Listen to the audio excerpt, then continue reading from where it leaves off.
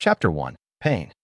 Centuries ago, in a world not unlike our own, a land of 7 nations, feudal-era Japan, had been at war with each other not once, not twice, not even 3 times, but 4 times.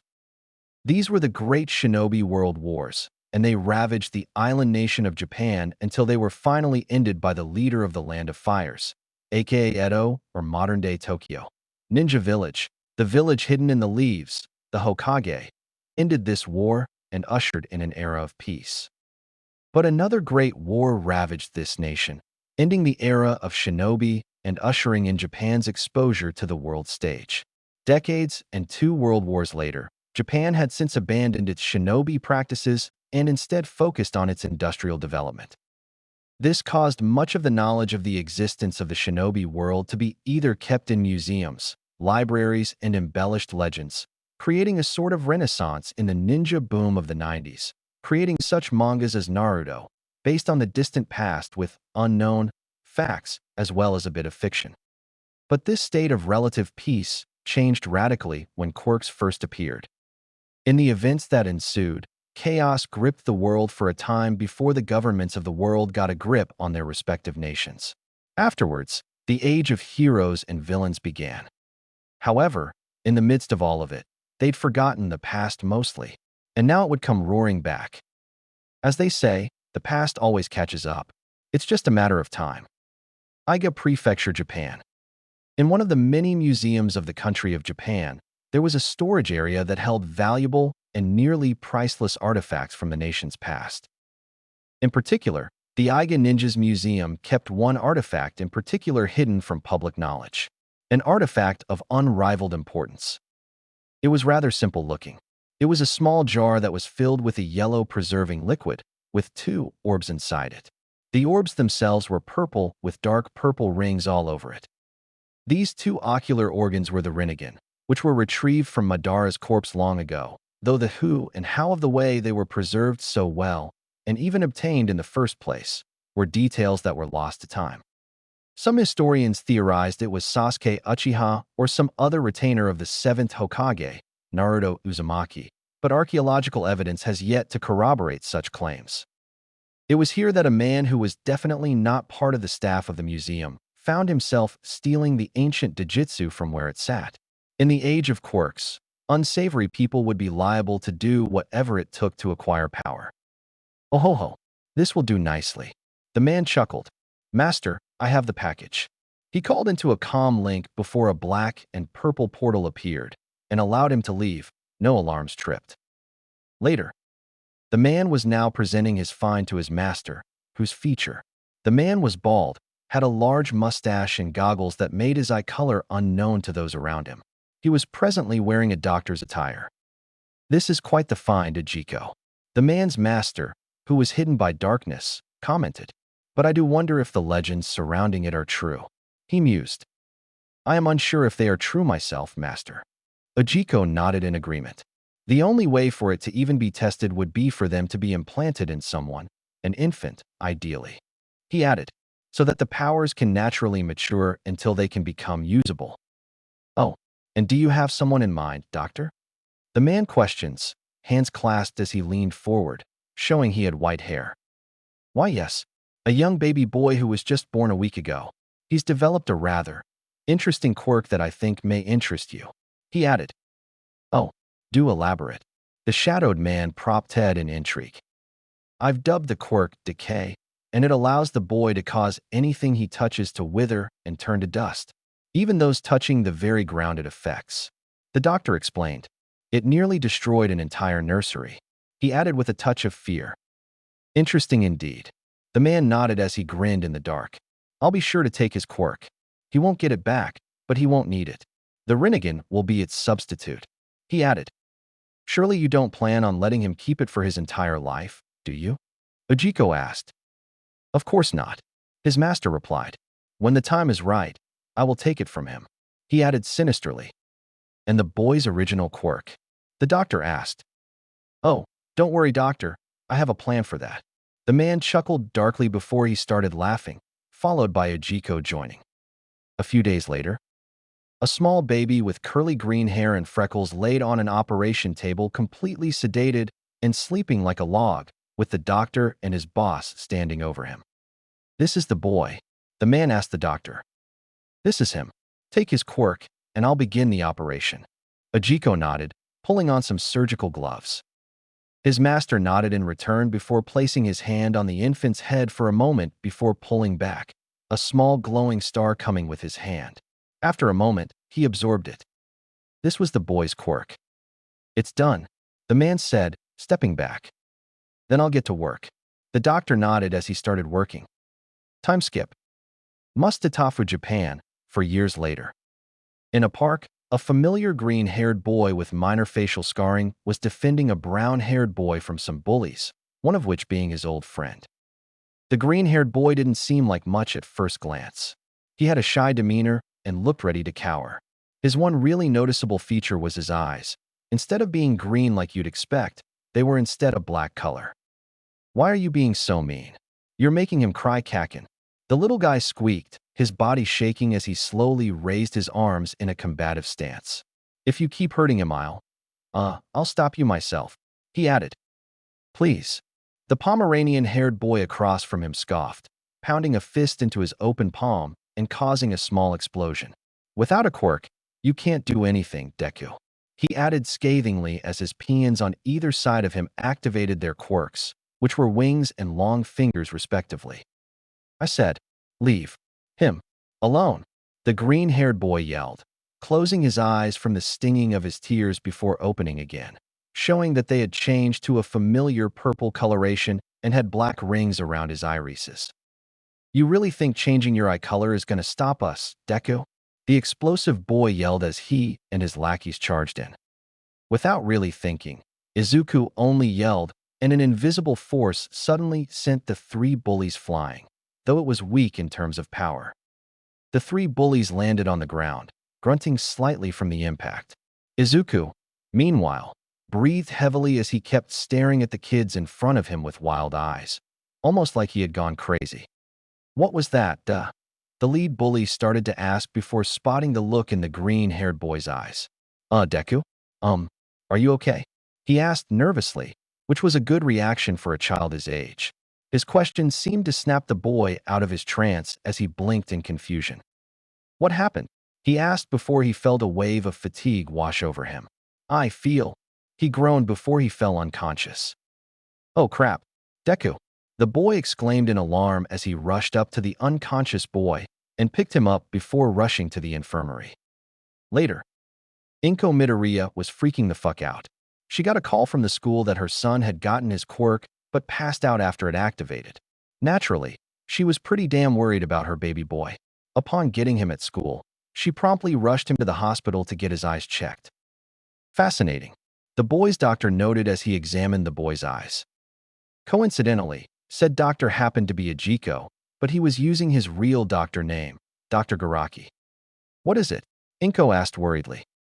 "It would seem that I had gotten the wrong idea before," the man told her. "Your son's quirk is centered around his eyes, and they hold a lot of power in them, but they are quite taxing, hence him passing out when it was activated," he explained. "What kind of power?" Inko asked as the doctor examined his eyes. "I'm not sure, though this first instance seems to center around repulsive forces," the doctor explained. "I think I understand." The green-haired woman nodded as she looked at her son in concern. "It's good that you do. After today's events, I recommend taking him home and letting him rest," the doctor instructed. "Of course." Inko nodded as she picked up her still sleeping son and carried him to their car before driving home. Back with Izuku, he connected to a secure line to tell his master the news. "Master, it's me," he said into the phone. "Anything of note to report?" All for One asked. "Yes, the legends are true. The Rinnegan eyes have activated for the boy I implanted them into," he replied. "Excellent news indeed," the ancient villain said in satisfaction. "I'll start making plans to have them taken at the right time. Carry on as you were in the meantime," he instructed. "Of course." Izuku nodded before ending the call. Time skip. Must-Tatafu, Japan, 11 and later. Time skip 11 years later, and Izuku Midoriya, now age 15, was running his way to the train station to get to school. The boy hadn't changed much over the years, though he did grow his bangs out a bit in an effort to hide his eyes, which he and his mother had discovered was more than it originally appeared. It turned out that, after Inko did some digging through her old college notes on the shinobi arts as a miscellaneous subject, Izuku's eyes being the way they are wasn't just some were a genuine dijitsu. The fact that it was one of the most revered made it even more significant. So, in a bid to aid her son in controlling his new powers, Inko started sharing her notes with him. They did training one path at a time in an undisclosed area to avoid collateral damage. It was risky for obvious reasons, but in the end, it paid off and Izuku gradually gained control over his paths. Granted, he was by no means a master, but the control he had now was still good for the point in his life that he was at currently. This, combined with the fact that he almost maimed 3 people with his powers before he learned to control it, one being his best friend. This left the boy to be much less confident and outspoken as he would have been otherwise. It also led to Katsuki feeling intimidated by his power in the end, which resulted in him belittling the green-haired boy out of fear. Izuku didn't blame him. It went unspoken, though, that the red-eyed bomber wouldn't hesitate to aid him in a tight spot if needed. This didn't stop the bullying that did occur from hurting his feelings, though. But the green-haired teen was hopeful that the two of them would eventually make up, so he tried not to let it get to him.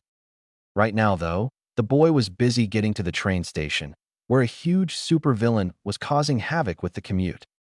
"Oh great, how many attacks does that make this month?" one guy asked. 6 or 7, I think. Another replied as Izuku observed what was happening. "What happened?" one asked. "Just some amateur grabbed someone's bag and got himself cornered," another replied. Izuku, meanwhile, was beaming at the fight before him, his Rinnegan eyes shining in the morning light as he watched the fight with sharpened perception that his eyes provided him with. "Wow, that's a really big supervillain," the boy exclaimed. "Man, Death Arms, Backdraft, Kamui Woods. They're all here. Gotta get notes on this," he added. He then took out his notebook to jot down what was happening, which another person noticed. Hey, I know that demeanor," he noted, which made Izuku a tad nervous. "You're a fanboy, aren't you?" he asked with a grin. Maybe a little." Izuku chuckled nervously. As this conversation was going on, another one of the commuters took note of the boy across from them. He looks kinda cute," they thought. The observer was a girl around Izuku's age and height with healthy Caucasian skin, had blonde hair in a ponytail, and wore a girl's school uniform, blue skirt, white leg warmers, brown loafers, and a neutral yellow cardigan. Additionally, she seemed very cat-like with gold cat eyes and sharp canine teeth. Lastly, her body had a very lean and curvy look to it, with a C-cup rack, peach-shaped ass, and curvaceous thighs. Lastly, she also seemed to have pink nails. In essence, the girl seemed to epitomize the Japanese term jiru, or gal. Meanwhile, Izuku was still jotting down notes on the whole fight, which looked like it was going to end with Kamui Woods taking the prize with his ultimate move, before it could even connect. Bam! A giant woman in a purple and white skin-tight suit and a purple mask stole the spotlight by kicking the giant villain to the ground. "Hi everyone, I'm MT Lady, the world's hottest new hero, so you don't need to worry about this bum anymore." The blonde grinned flirtatiously with a wink. "Money shot," several men said in unison as they started snapping photos. Shaking his head at the antics of the people around him, Izuku just hopped on his train and continued on his way. Later, the boy was now in his classroom, and his teacher was busy telling the kids that it was important for them to consider what they wanted to do with their lives. And everyone, of course, wanted to be heroes. Yes, you all have impressive quirks, but no power usage in class," he told them. "Hey teach, don't lump me in with these amateurs," Katsuki called from the back. "I'm the real deal, but these guys'll probably be lucky enough to be sidekicks to some busted D-lister." "Huh," he laughed, putting his feet on his desk. "Oh shut up, Bakugo," another student barked at him. "You think you're better than us?" Yet another added. "Katsuki Bagwell, you're applying to UA, right?" the teacher noted as he read off a list, causing mutters of surprise to tear through the room. "That's right," It's the only place worthy of me. I'll become more popular than All Might himself and be the richest hero of all time. The blonde said as he leapt on his desk. People all over will know who I am, and it all starts with UA High. Oh yeah, Midoriya. You're applying to UA too, right? The teacher noted, causing the boy to tense up as he kept his head down, trying to hide his eyes. Katsuki, meanwhile, froze where he was as he glanced back at the boy with the faintest look of fear in his eyes, which he was quick to cover up. What the hell, Deku? What do you think you're doing, applying to UA? He barked, hiding his fears as he had over the years. I've been working really hard to get a handle on my powers, and now that I can use them properly, I'm sure I can get in. The boy explained, still a bit timid, but he was steadily getting angry. You really think so, huh? You think you have what it takes to stand by the rest of us? The blonde barked, small explosions going off in his hands. Why don't you find out? The Viridian-haired teen snapped in reply. Oh yeah, and how do you want to find out? The bomber countered. 2 words. Almighty. Push. Izuku stated slowly. This had the effect of Katsuki gulping before he scoffed and sat back down. You better be right about your powers, Deku. He huffed, turning away. This causes Izuku to sigh in relief as he sits back in his seat, allowing the day to continue. Later, as the boy was checking his phone about the fight that morning, he was packing his bag so he could spend time taking some last-minute hero notes. At least until Katsuki suddenly swiped his notebook. Hero notes for the future, huh? He mused, and was about to blast the book with his quirk before he heard a quick, universal pull, and it flew out of his hand and back into Izuku's. You of all people should know how seriously I take my notebooks. The Rinnegan bearer told him as he put the book in his backpack. All I'm going to say is that most people know they're made for greatness from day one, people like me. I'm confident about my abilities, always have been. The Pomeranian stated. But you've always been meek, clumsy, scared, and above all lack any kind of confidence. He continued. There's no way you'd make it as a top hero with a personality like that. He added. And you think I can't fix that? Izuku countered timidly, but still had courage in his tone. I'm not stupid, Kakin. I know my flaws, and I know what caused them. All I need to do is work on fixing them. He continued. I seriously doubt you'd be able to fix them in time for UA. Katsuki scoffed as he started walking out of the room with his mooks. But by all means, knock yourself out, he added before leaving. Jerk. The teen sighed as he finished packing. Later, Izuku started walking home and was rounding a corner towards a shortcut, but was stopped when he accidentally bumped into 2 people due to him not seeing them. Curse his long bangs. Oof, one of them exclaimed as they fell on the ground. Hey, watch where. Oh, well, hello, cutie. Another said as Izuku looked up and saw a pair of girls about his age. One with blonde hair and a gal look and another with brown hair and pink cheeks. Sorry about bumping into you. It's hard to see with these bangs, sometimes, Izuku said as he helped the 2 girls up, twirling his hair nervously. You might want to consider getting rid of them, then. The brunette comments as she dusts herself off. Sure.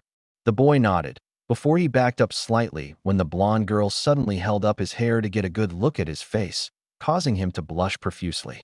Wah, don't look at me, he exclaimed, covering his face. You don't need to be so shy. Besides, I like getting a good look at a new friend's face. The blonde said as she gently moved his hands away. Wow, I was right. You are cute. She grinned. Himiko, leave him alone. The girl's friend groaned in exasperation. Oh, come on. He has a cute face, the blonde remarked. Then she saw Izuku's eyes in full clarity. Whoa, now that's a pair of eyes I can get lost in, she uttered in amazement while Izuku blushed in embarrassment. Izuku babbled a bit as his face continued to turn beet red. Come on, Himiko. Leave the poor boy alone, the other girl said, prying her friend off of him. Oh, come on, Ochako. You can't honestly tell me that you can look at the boy in front of us and not conclude that he's the cutest thing known to teen kind, Himiko blurted. My name happens to be Izuku, in case you were wondering. Izuku explained. I'm Ochako Uraraka, and the forward blonde over here is Himiko Toga, the brunette said, introducing herself and her friend in one go. Forward. Bitchy did not dash. Himiko exclaimed before huffing, her cheek puffing out. Anyway, sorry about keeping you. See you around? Ochako asked the Rinnegan boy with a smile. Sure. Izuku nodded as the two girls walked past him, though Himiko sneakily slipped a piece of paper into his pocket. Holy whoa, I talked to a couple of girls. He exclaimed happily as he ran home, feeling like he was walking on air. Later, Izuku walked along the path, now reasonably calm compared to just a short while ago. Though as he passed under an overpass, a mass of sludge crept up from a manhole the boy passed by. When Izuku heard it, he whirled around and widened his eyes when he saw what was behind him. Holy crap! The boy gasped as the slime ball covered him and started forcing himself down his throat. Finally, a skin suit that I can use to get out of town, perfect. The disgusting ball of goo laughed. Crap, I can't even use almighty push to force this guy back, or I'll collapse the tunnel. Izuku thought as he struggled in an attempt to fight off the slime mass to no avail. At least, not at full power, maybe. He thought before he grabbed onto a chunk of the guy's body. What are you doing, kid? You can't grab what? The monster gasped as the boy's hands started glowing blue and something started flowing from the villain and into him. Predapath, the boy thought as he started absorbing the guy's chakra and life force. What? Can't stay awake. The sludge villain groaned before he released his grip and collapsed into a puddle, Izuku having the foresight to only take enough of his chakra and life force to knock him out. As the teen coughed up the slime that went to his stomach, the manhole cover was suddenly blasted off of where it was, and a very familiar hero he idolized leaped out. There's no, All Might started to say before noticing what was up. I guess I'm somehow late. He noted. Asterisk cough cough asterisk All Might. WWH, what were you doing here? Izuku gasped with a cough as he tried to wipe the slime off his clothes. I was chasing this villain, but apparently you've incapacitated him. How did you even manage it exactly? He inquired as he emptied a bottle and started scooping up the unconscious villain. I took a small amount of his cough chakra and life force. Izuku coughed, more slime exiting his mouth. But it was only enough to knock him out, nowhere near enough to kill him. He added.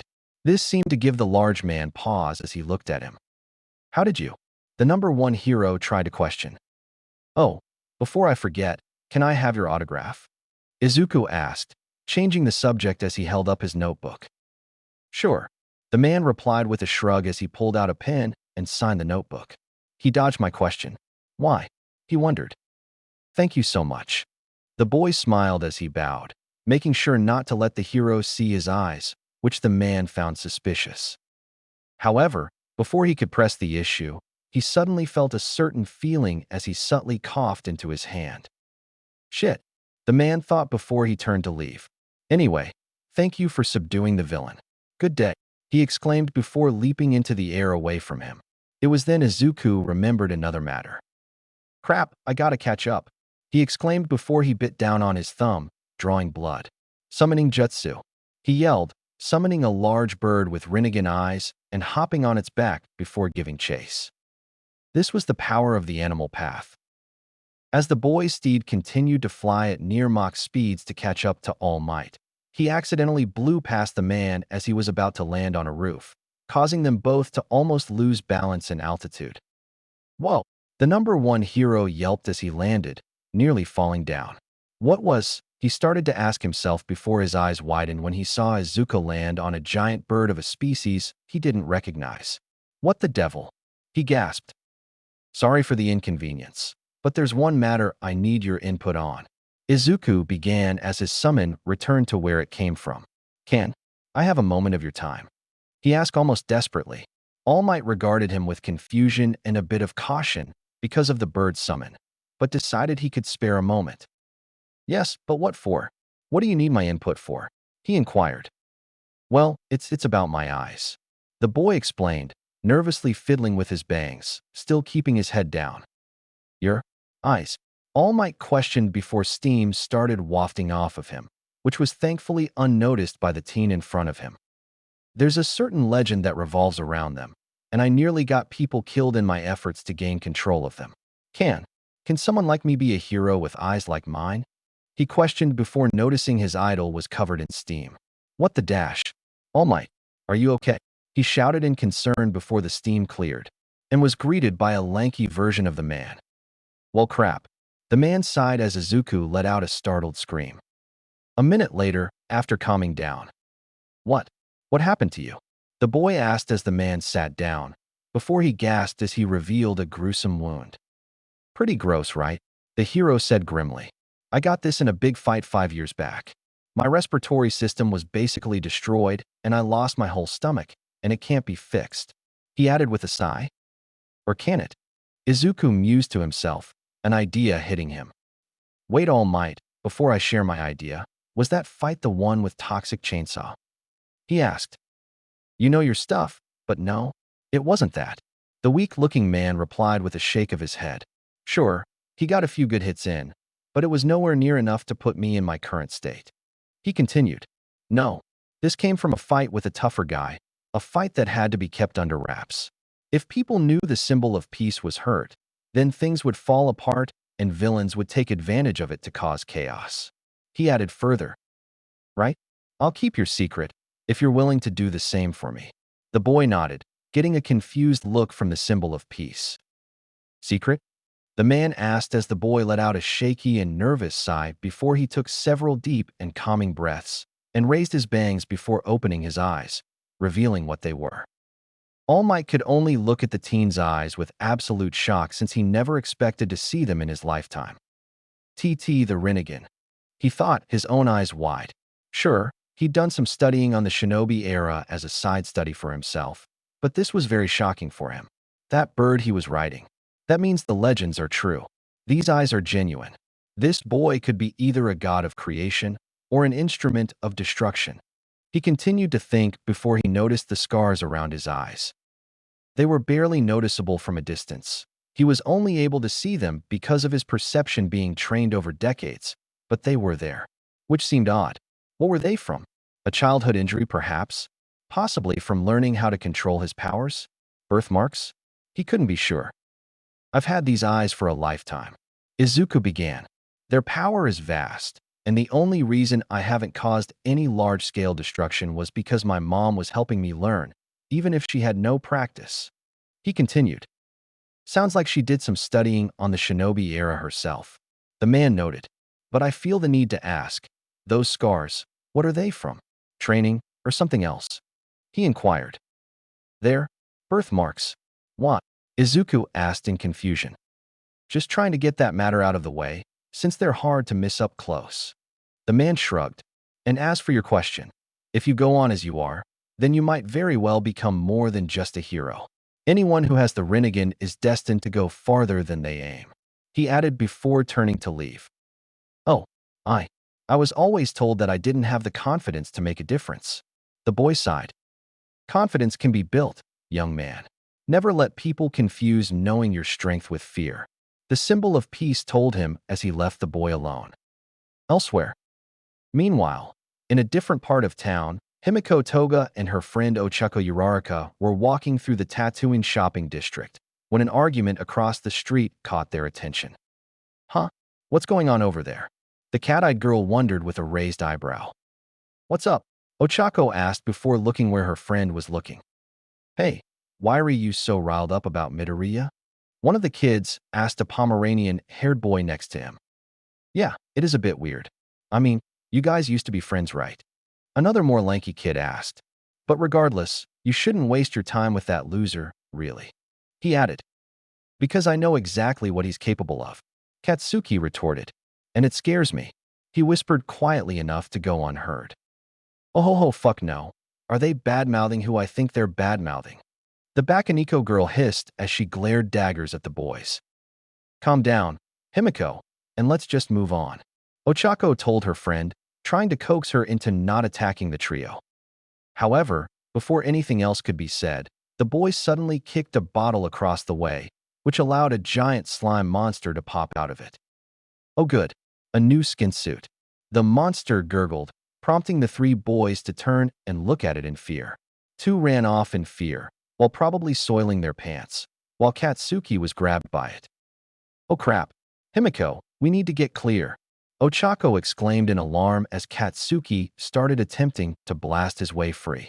Now, she yelled, dragging her friend along. Meanwhile, Izuku was currently walking away from the building he was on with All Might while wrapped up in his own head and conflicted thoughts about what All Might had said. So much so that he had forgotten to mention that he could heal All Might's injuries with the Naraka path to the man when they were talking. This embarrassing error caused the boy to facepalm. I can just as easily do the next time the two of us are alone, he thought as he walked before the sounds of an explosion reached his ears, prompting him to subconsciously rush towards it. However, when he finally got there, the scene that met his eyes horrified him. It was a giant fire where several people he knew and many innocent bystanders were trapped, including Ochako and Himiko, and what was worse, it was all caused by Katsuki, who was in the clutches of the sludge villain from earlier. Izuku's mind flashed back to when he blew past All Might on his bird summon, and how both of them lost their balance. Oh no, the boy thought. This is all my fault. He gasped, covering his mouth. However, as he watched what few pros there were claim they couldn't do anything about this villain, Izuku's regret gave way to the determination of a hero. Without a second thought, he rushed in, ignoring the pros trying to call him back. Universal pull, he whispered, forcibly yanking Katsuki free of the villain's grip and bringing the boy to his side. What the dash? Coughed Deku. The Pomeranian-haired teen coughed up some slime.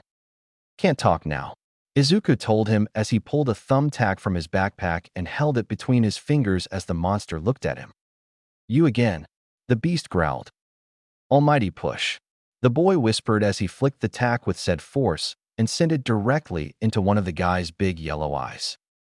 Gah! My eye! The villain wailed in agony as he writhed in pain.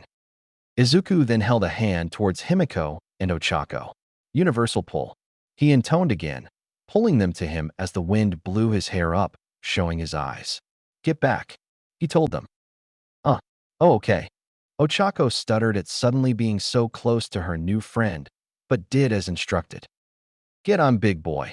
Himiko grinned, kissing him on the cheek as she booked it out of there too. You're not getting rid of me that easily, Katsuki scoffed, sparks igniting in his hands.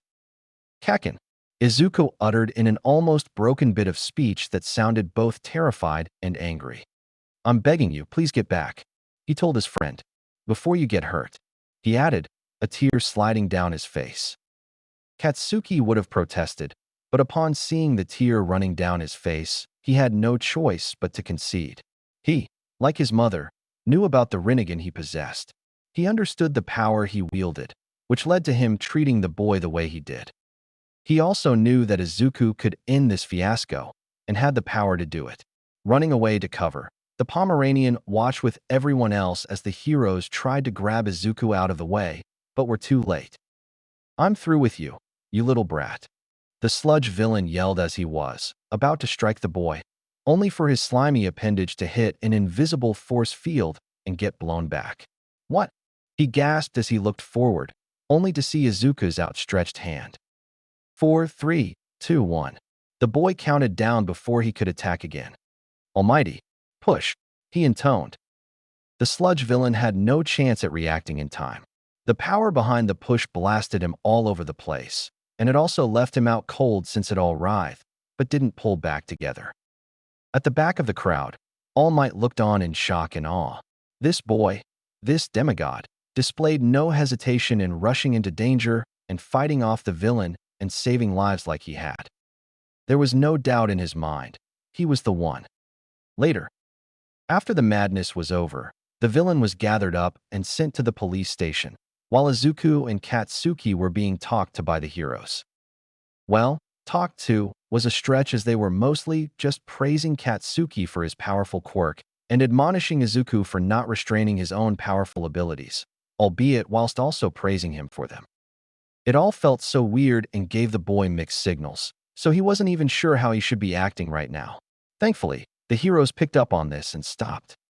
Bottom line, kid, if you become a hero, don't hesitate, Kamui Woods told him. Okay. The boy nodded nervously, his hair now a matted and moppy mess. Before anything else could be said, however, A flush of wind burst past the trio of pros, and a familiar antenna-haired shadow loomed over Izuku, causing him to look up. That was quite the display of power, he said, acknowledging the boy's power. Come, I'd like to have a word with you. He beckoned as he started walking away, Izuku following suit. As the two left, Katsuki watched the two and felt his fists clench. He hated it when this happened, but he also knew that he'd have his chance to get back into the spotlight. That much was certain. A short while later. So, what was it you wanted to talk to me about, All Might? Izuku asked as the two walked together, the man in his skinny form. Two things, really. One of them is that idea you apparently forgot about, the man replied, causing the team to perk up. Oh, right, he exclaimed in remembrance, before coughing a bit. I was thinking that Quirk used the Naraka path to heal your body, he told the man, causing him to take a step back in surprise. You're serious? He almost shouted, coughing up a bit of blood as he did. Wait, of course you're serious. The Naraka Path's King of Hell can heal anything it takes in its mouth, he added, facepalming. Precisely, and based on you coughing up blood, you need it. Badly. Izuku nodded.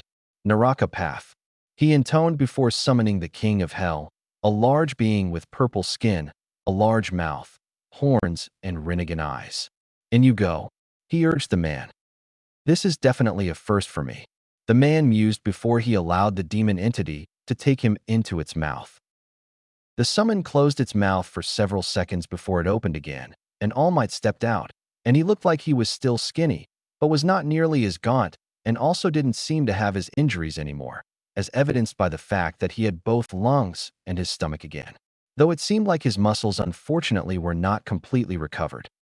Izuku watched as the number one hero took a deep breath and exhaled, a smile on his face. I can breathe again, and it doesn't even hurt.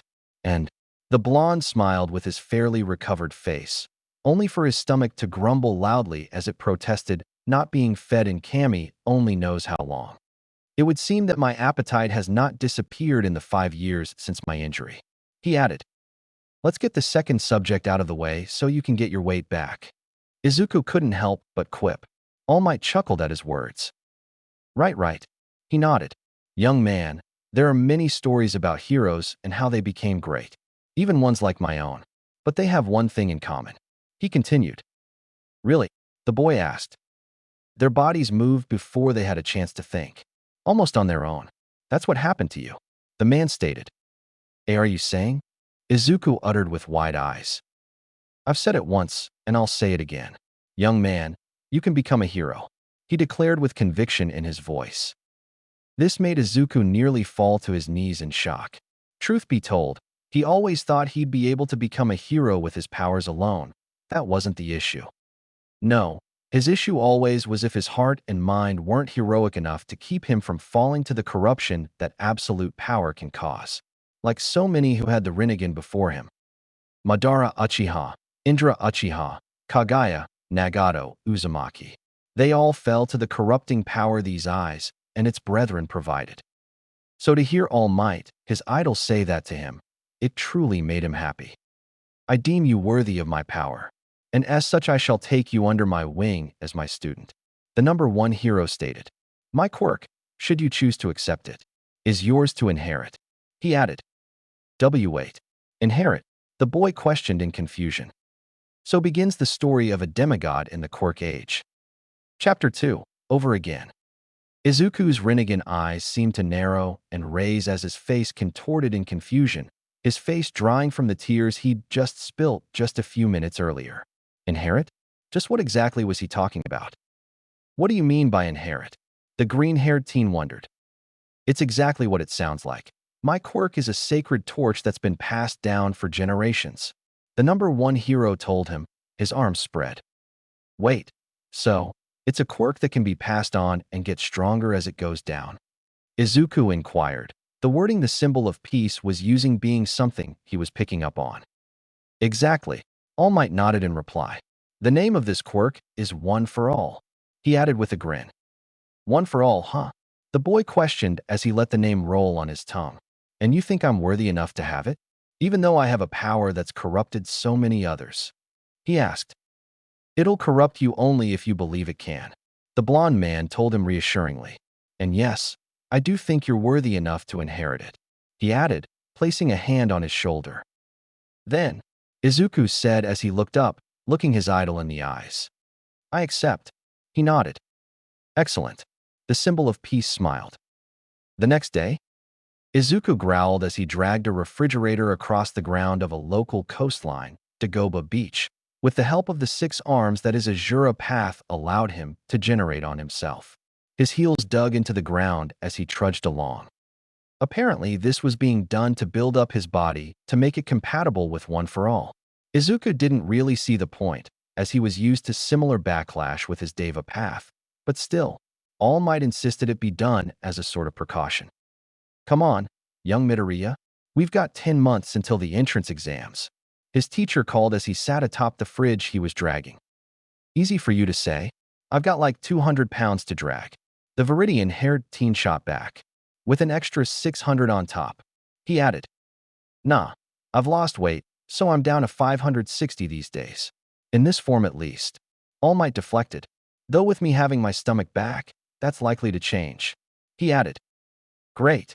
Izuku groaned before he let go of the fridge and slumped over, trying to catch his breath. His extra arms retracted in a show of pure body horror as he slumped against the appliance, his bangs sitting in his face, causing him to blow them out of his way. I should really consider getting a haircut, he hummed to himself, twirling the long hair draped over his right eye. I think you should. Long hair can be a hindrance in hero work unless a person has a quirk revolving around it, his teacher told him. That is true, Izuku mused. Anyway, you said that this workout routine is supposed to help get my body ready. I'm guessing that all this garbage is supposed to help with different muscle groups. He questioned. Precisely, the hero nodded in reply. If we keep going like this, you'll be ready when the time comes for the entrance exams. He added. Hopefully your plan we talked about should work, then. The Rinnegan-eyed teen nodded as he turned back to the trash in question. And with that, he began 10 months of absolute hell. Time skip. Izuku sighed as he hopped down from a barber stool that he was sitting in 30 minutes earlier before turning to the person who just finished styling his hairstyle. Said person was the 4th most popular hero, Best Jeanist, and he looked at the boy's new hairdo with scrutiny as All Might stood with him. Well, All Might asked the 5-time award winner and his pupil. Izuku's hair was now much shorter than it was before, and neater, to put it simply. He could finally see clearly. Additionally, he also had 2 silver ball piercings above the back of his left eyebrow, per his request. It's adequate, Best Jeanist commented frankly as he looked at the teen's hair. It works. The boy nodded in agreement, fiddling with his now shorter bangs. It'll take a bit of getting used to, but I'll get over it. He shrugged, getting a sigh of relief from his mentor. Time skip. It was not long after this trip to the barber that his 10-month training period reached its 4-month mark, and when the boy went back to school that week, everyone soon saw his new look. Needless to say, it left a strong impression. Deku?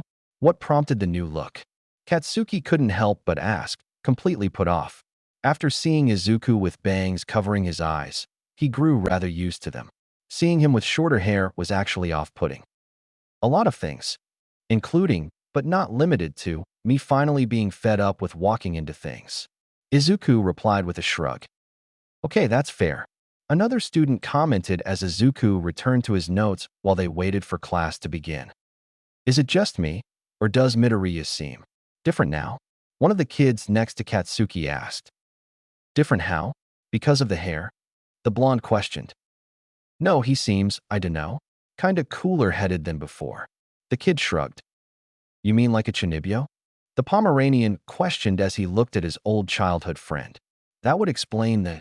Nah, Deku wouldn't get that edgy. He dismissed, not thinking about it. Time skip.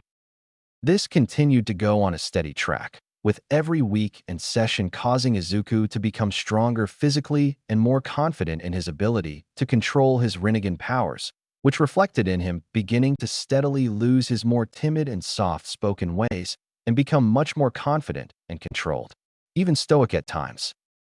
Katsuki could scarcely recognize him anymore, actually, but he was still the same Izuku at heart. He still took time to overanalyze things. He still mumbled under his breath. He still obsessed over heroes. And he was still unflinchingly positive the majority of the time.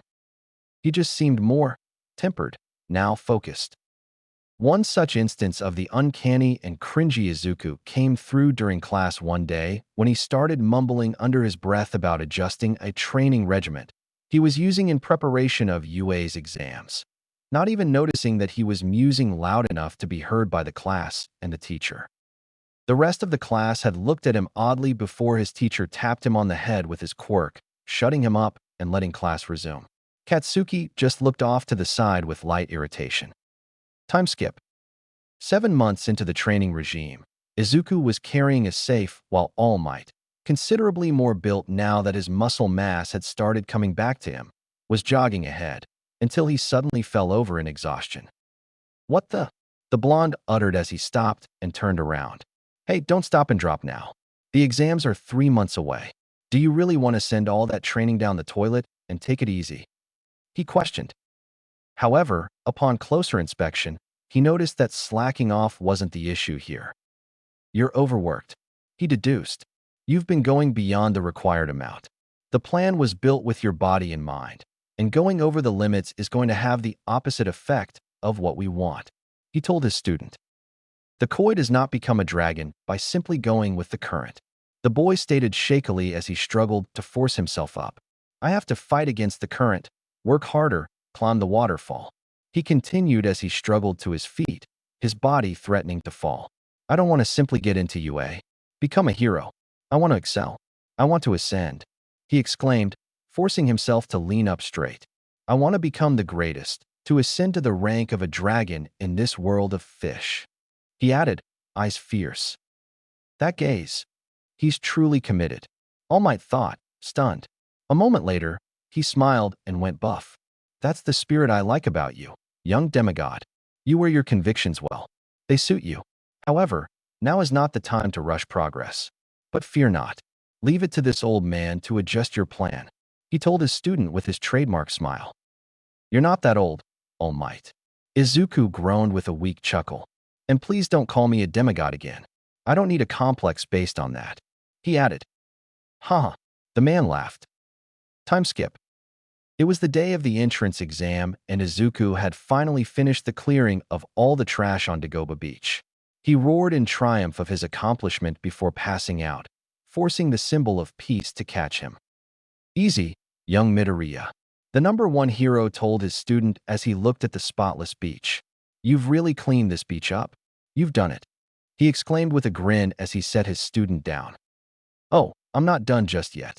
I need to top this off with the mother of all cherries," Izuku told him before he brought his hands together. "What are?" the hero started to ask as his protege started concentrating. "Planetary devastation," the teen intoned before a singularity formed in his hands, causing the blonde's eyes to widen in shock as it went into the air and grew larger. Then it sucked up all the trash that made up the pile, forming a literal junk moon. "Aha!" the boy yelled as he clapped his hands together, causing more and more objects to compact into the planetoid, forcing it into the air. "Now, almighty push," he said, and with a single gesture, Izuku sent it flying into space.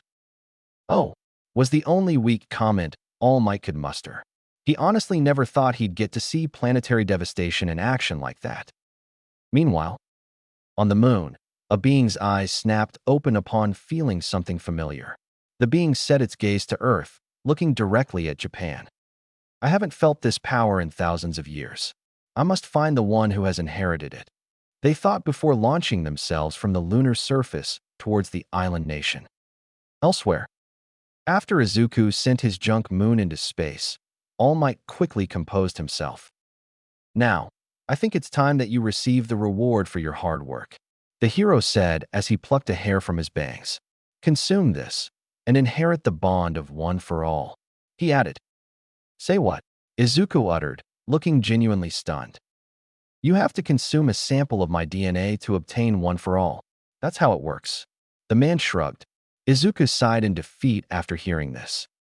"I swear, if you forgot to take a shower." The teen trailed off monotonously as he took the hair and ate it with considerable difficulty. Later, With a slightly nauseated sigh, Izuku made his way through UA's front gate on the way to the entrance exam, his mind calm, but still pensive about using his newly acquired power, considering the still unknown risks, such as One for All and his Rinnegan possibly clashing. But that possibility was actually minor. Regardless, risk was still there, albeit in an undefined form. These private musings were interrupted, however, when a voice suddenly called out to him from behind. "Hey, Izuku."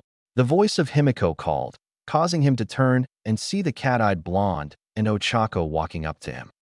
"Oh, it's you two." The Rinnegan-eyed teen nodded neutrally as he turned to them, letting them see his new hair and minimalist jewelry. "Toga and Uraraka, right?" he asked them. Though as he did, Himiko's face immediately went red when she saw what the boy's new cooler style and persona looked like after having not seen him in 10 months. "Oh no, he's hot," the Gyru/Yandere girl thought as her body reacted in arousal. Are you okay?" Izuku asked in confusion upon noticing Himiko's becoming a blonde tomato. "Oh, yeah, I'm fine," Himiko nodded. "So I guess you finally decided to get a haircut, huh?" Ochako questioned as she got Izuku's attention.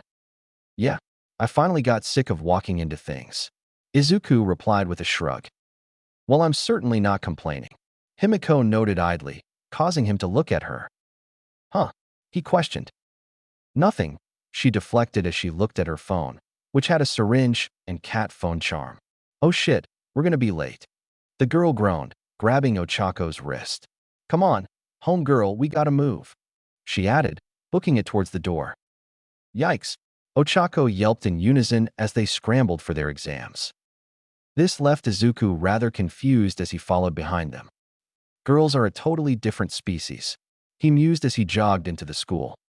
Later, sitting down next to Katsuki, Izuku sat through the explanation of the practical exam with very little to say about it, except perhaps geeking out about Present Mike being there and the odd comment about the structure of the test itself. "So we're being split up so we can't help each other, but at the same time being grouped at random," he noted to his Pomeranian friend.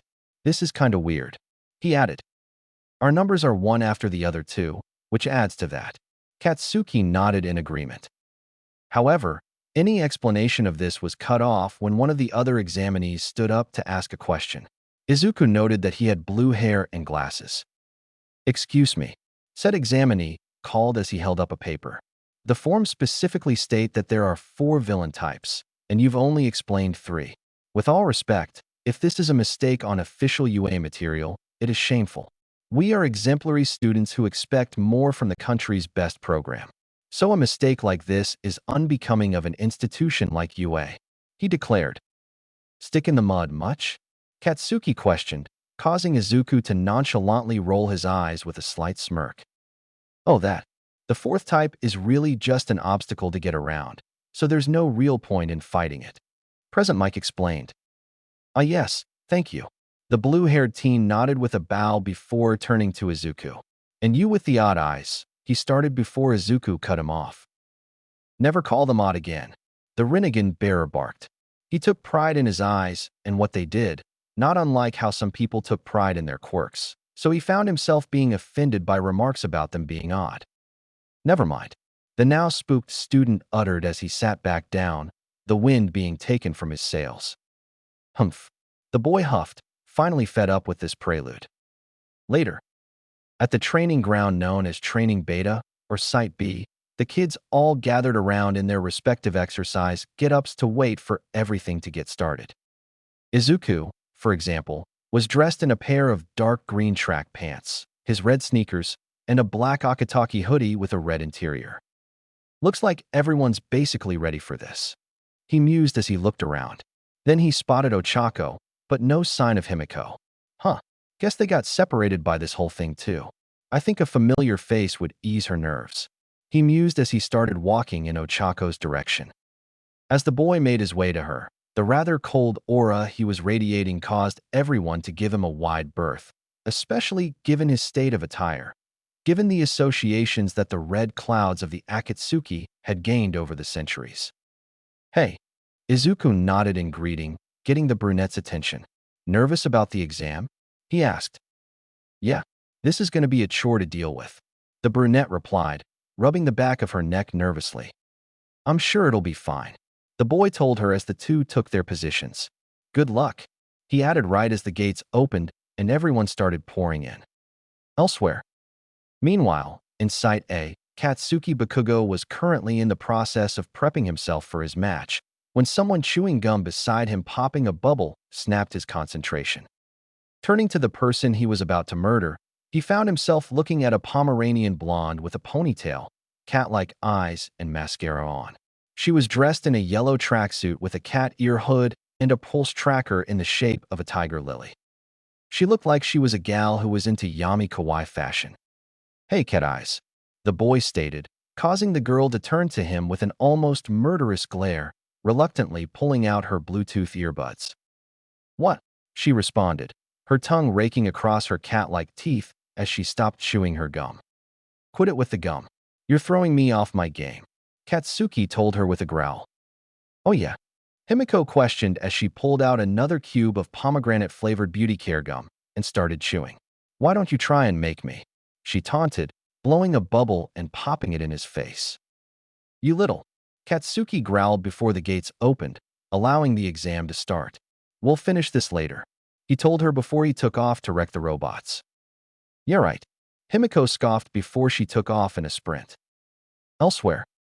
Meanwhile, back with Izuku, the boy was walking into a street center after getting a head start to look for villains to fight when a one-pointer appeared. Target acquired.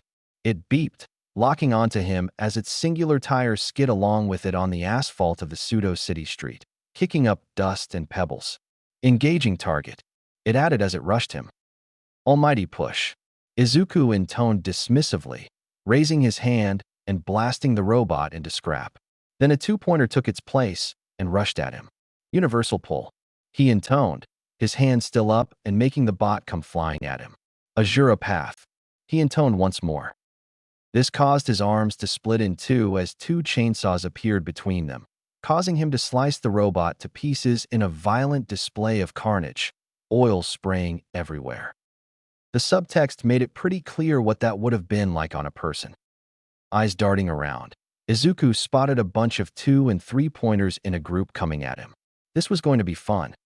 Let's go, he said as he pulled some nails that scattered around his feet and held them in his fingers, launching them with almighty push at the robots with the speed of sniper bullets, tearing through them easily. Meanwhile, UA control room. This year's batch looks promising, an intelligent voice noted as he looked over the monitors. They have no idea how many enemies there are and must cover a vast area. He continued. Some use information gathering.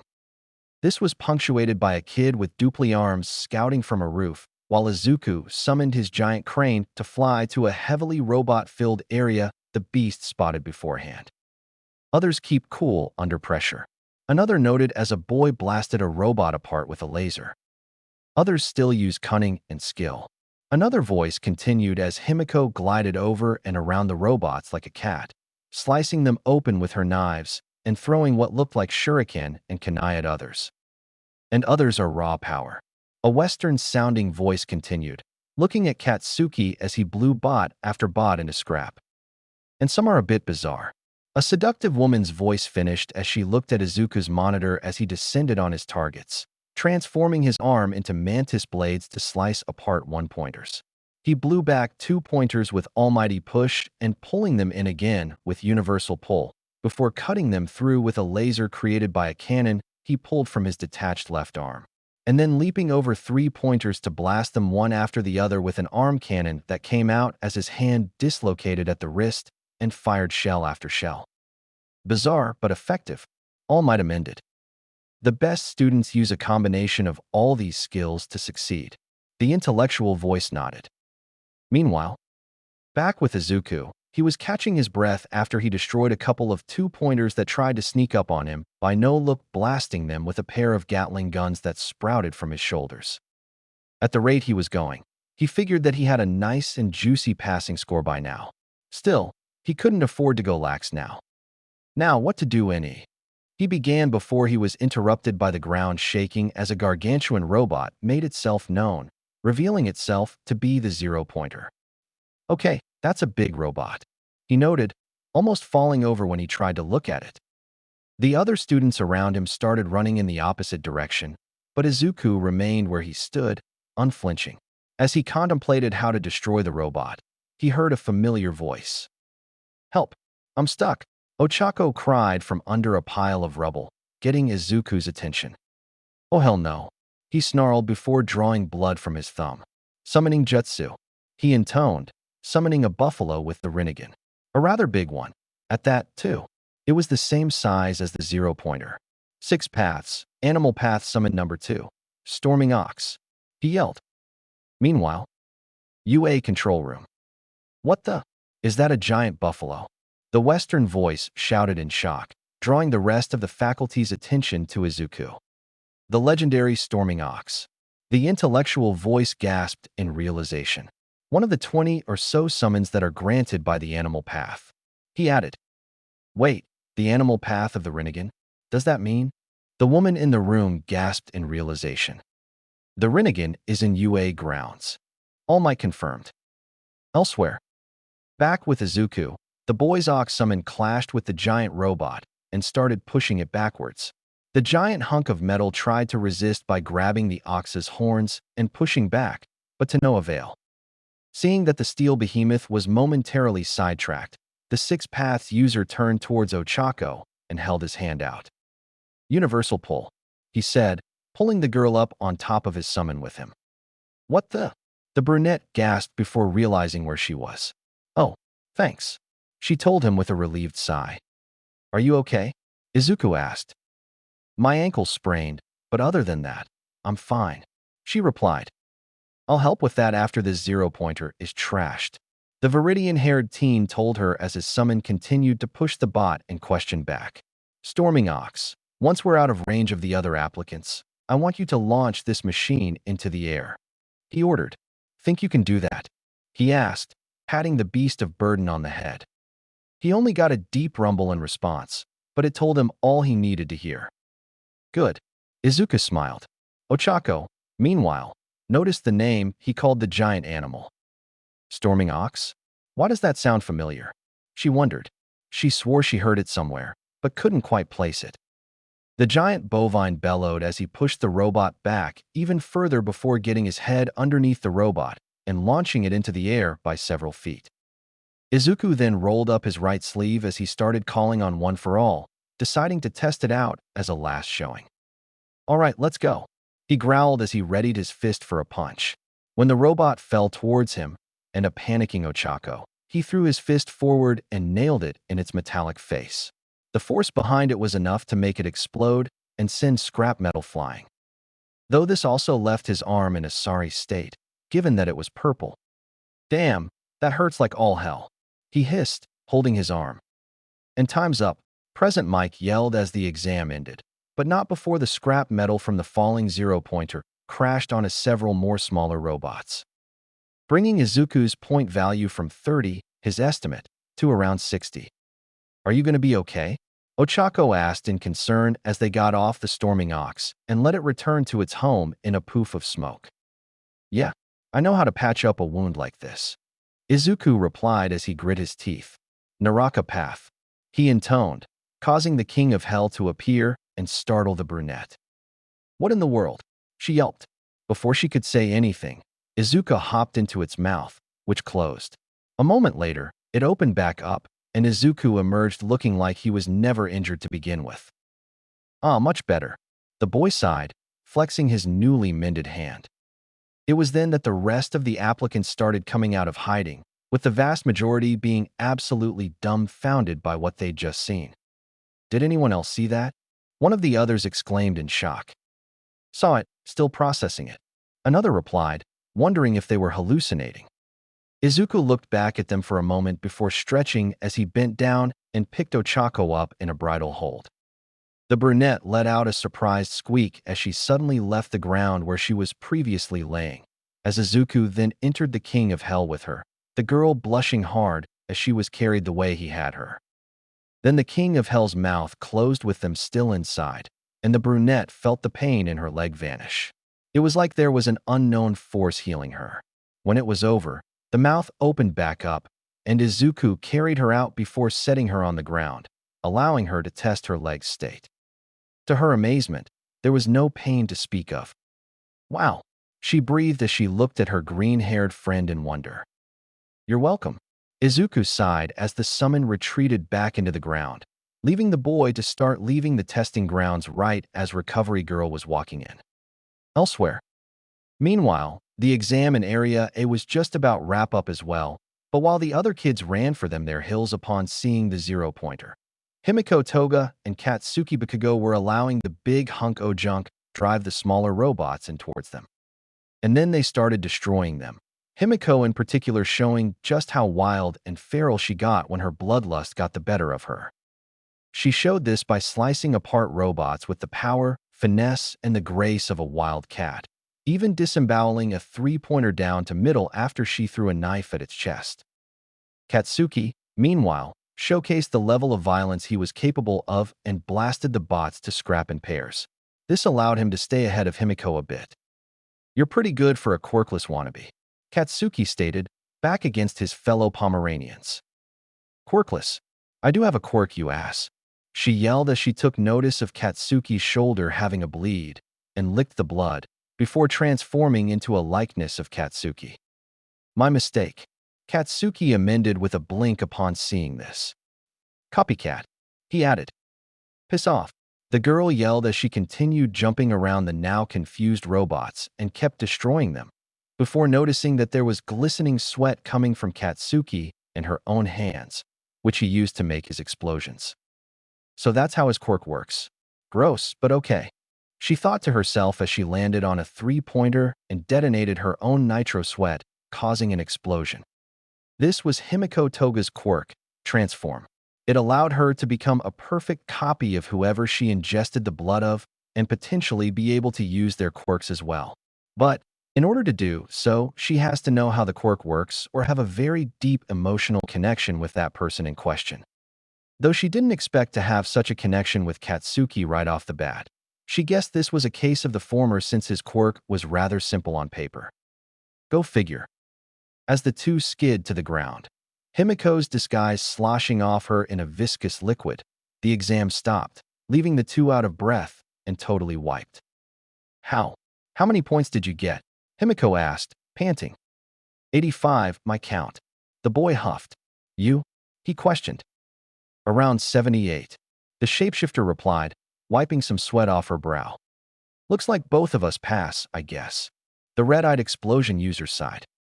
Meanwhile, Izuku let out a small breath as he popped his neck from side to side, his muscles still tense from exerting himself so much.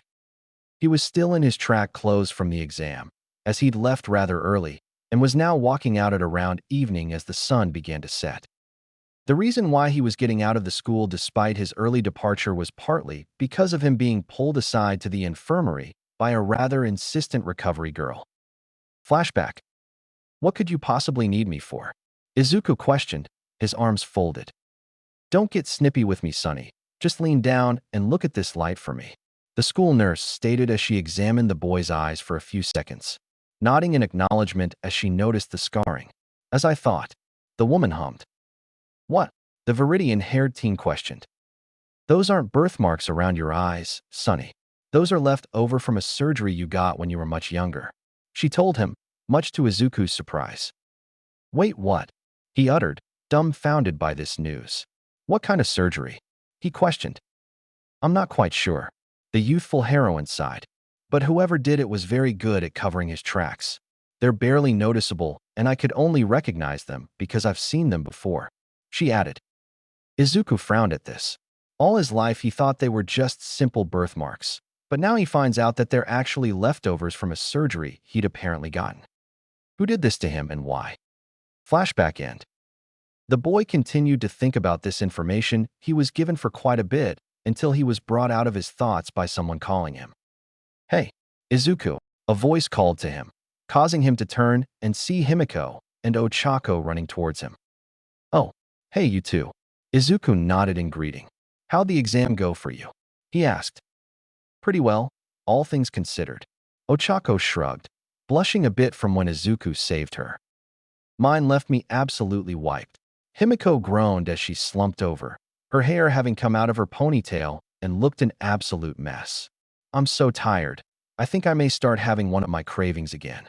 She sighed, the gum she'd been chewing having long since lost its flavor and not really assuaging her bloodthirst. What kind of cravings are we talking about here? The Rinnegan bearer asked with a raised eyebrow. Don't freak out, but it's blood cravings I get. Himiko replied hesitantly.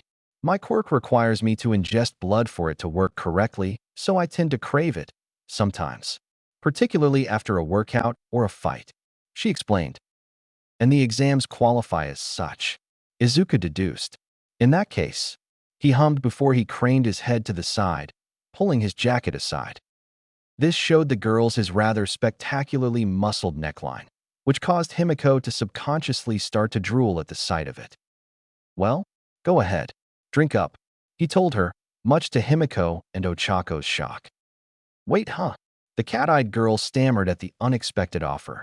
She then looked at Ochako, who gave her an equally surprised look, before she let out a deep breath and tiptoed up to the Rinnegan boy's exposed shoulder and sunk her feline teeth into it.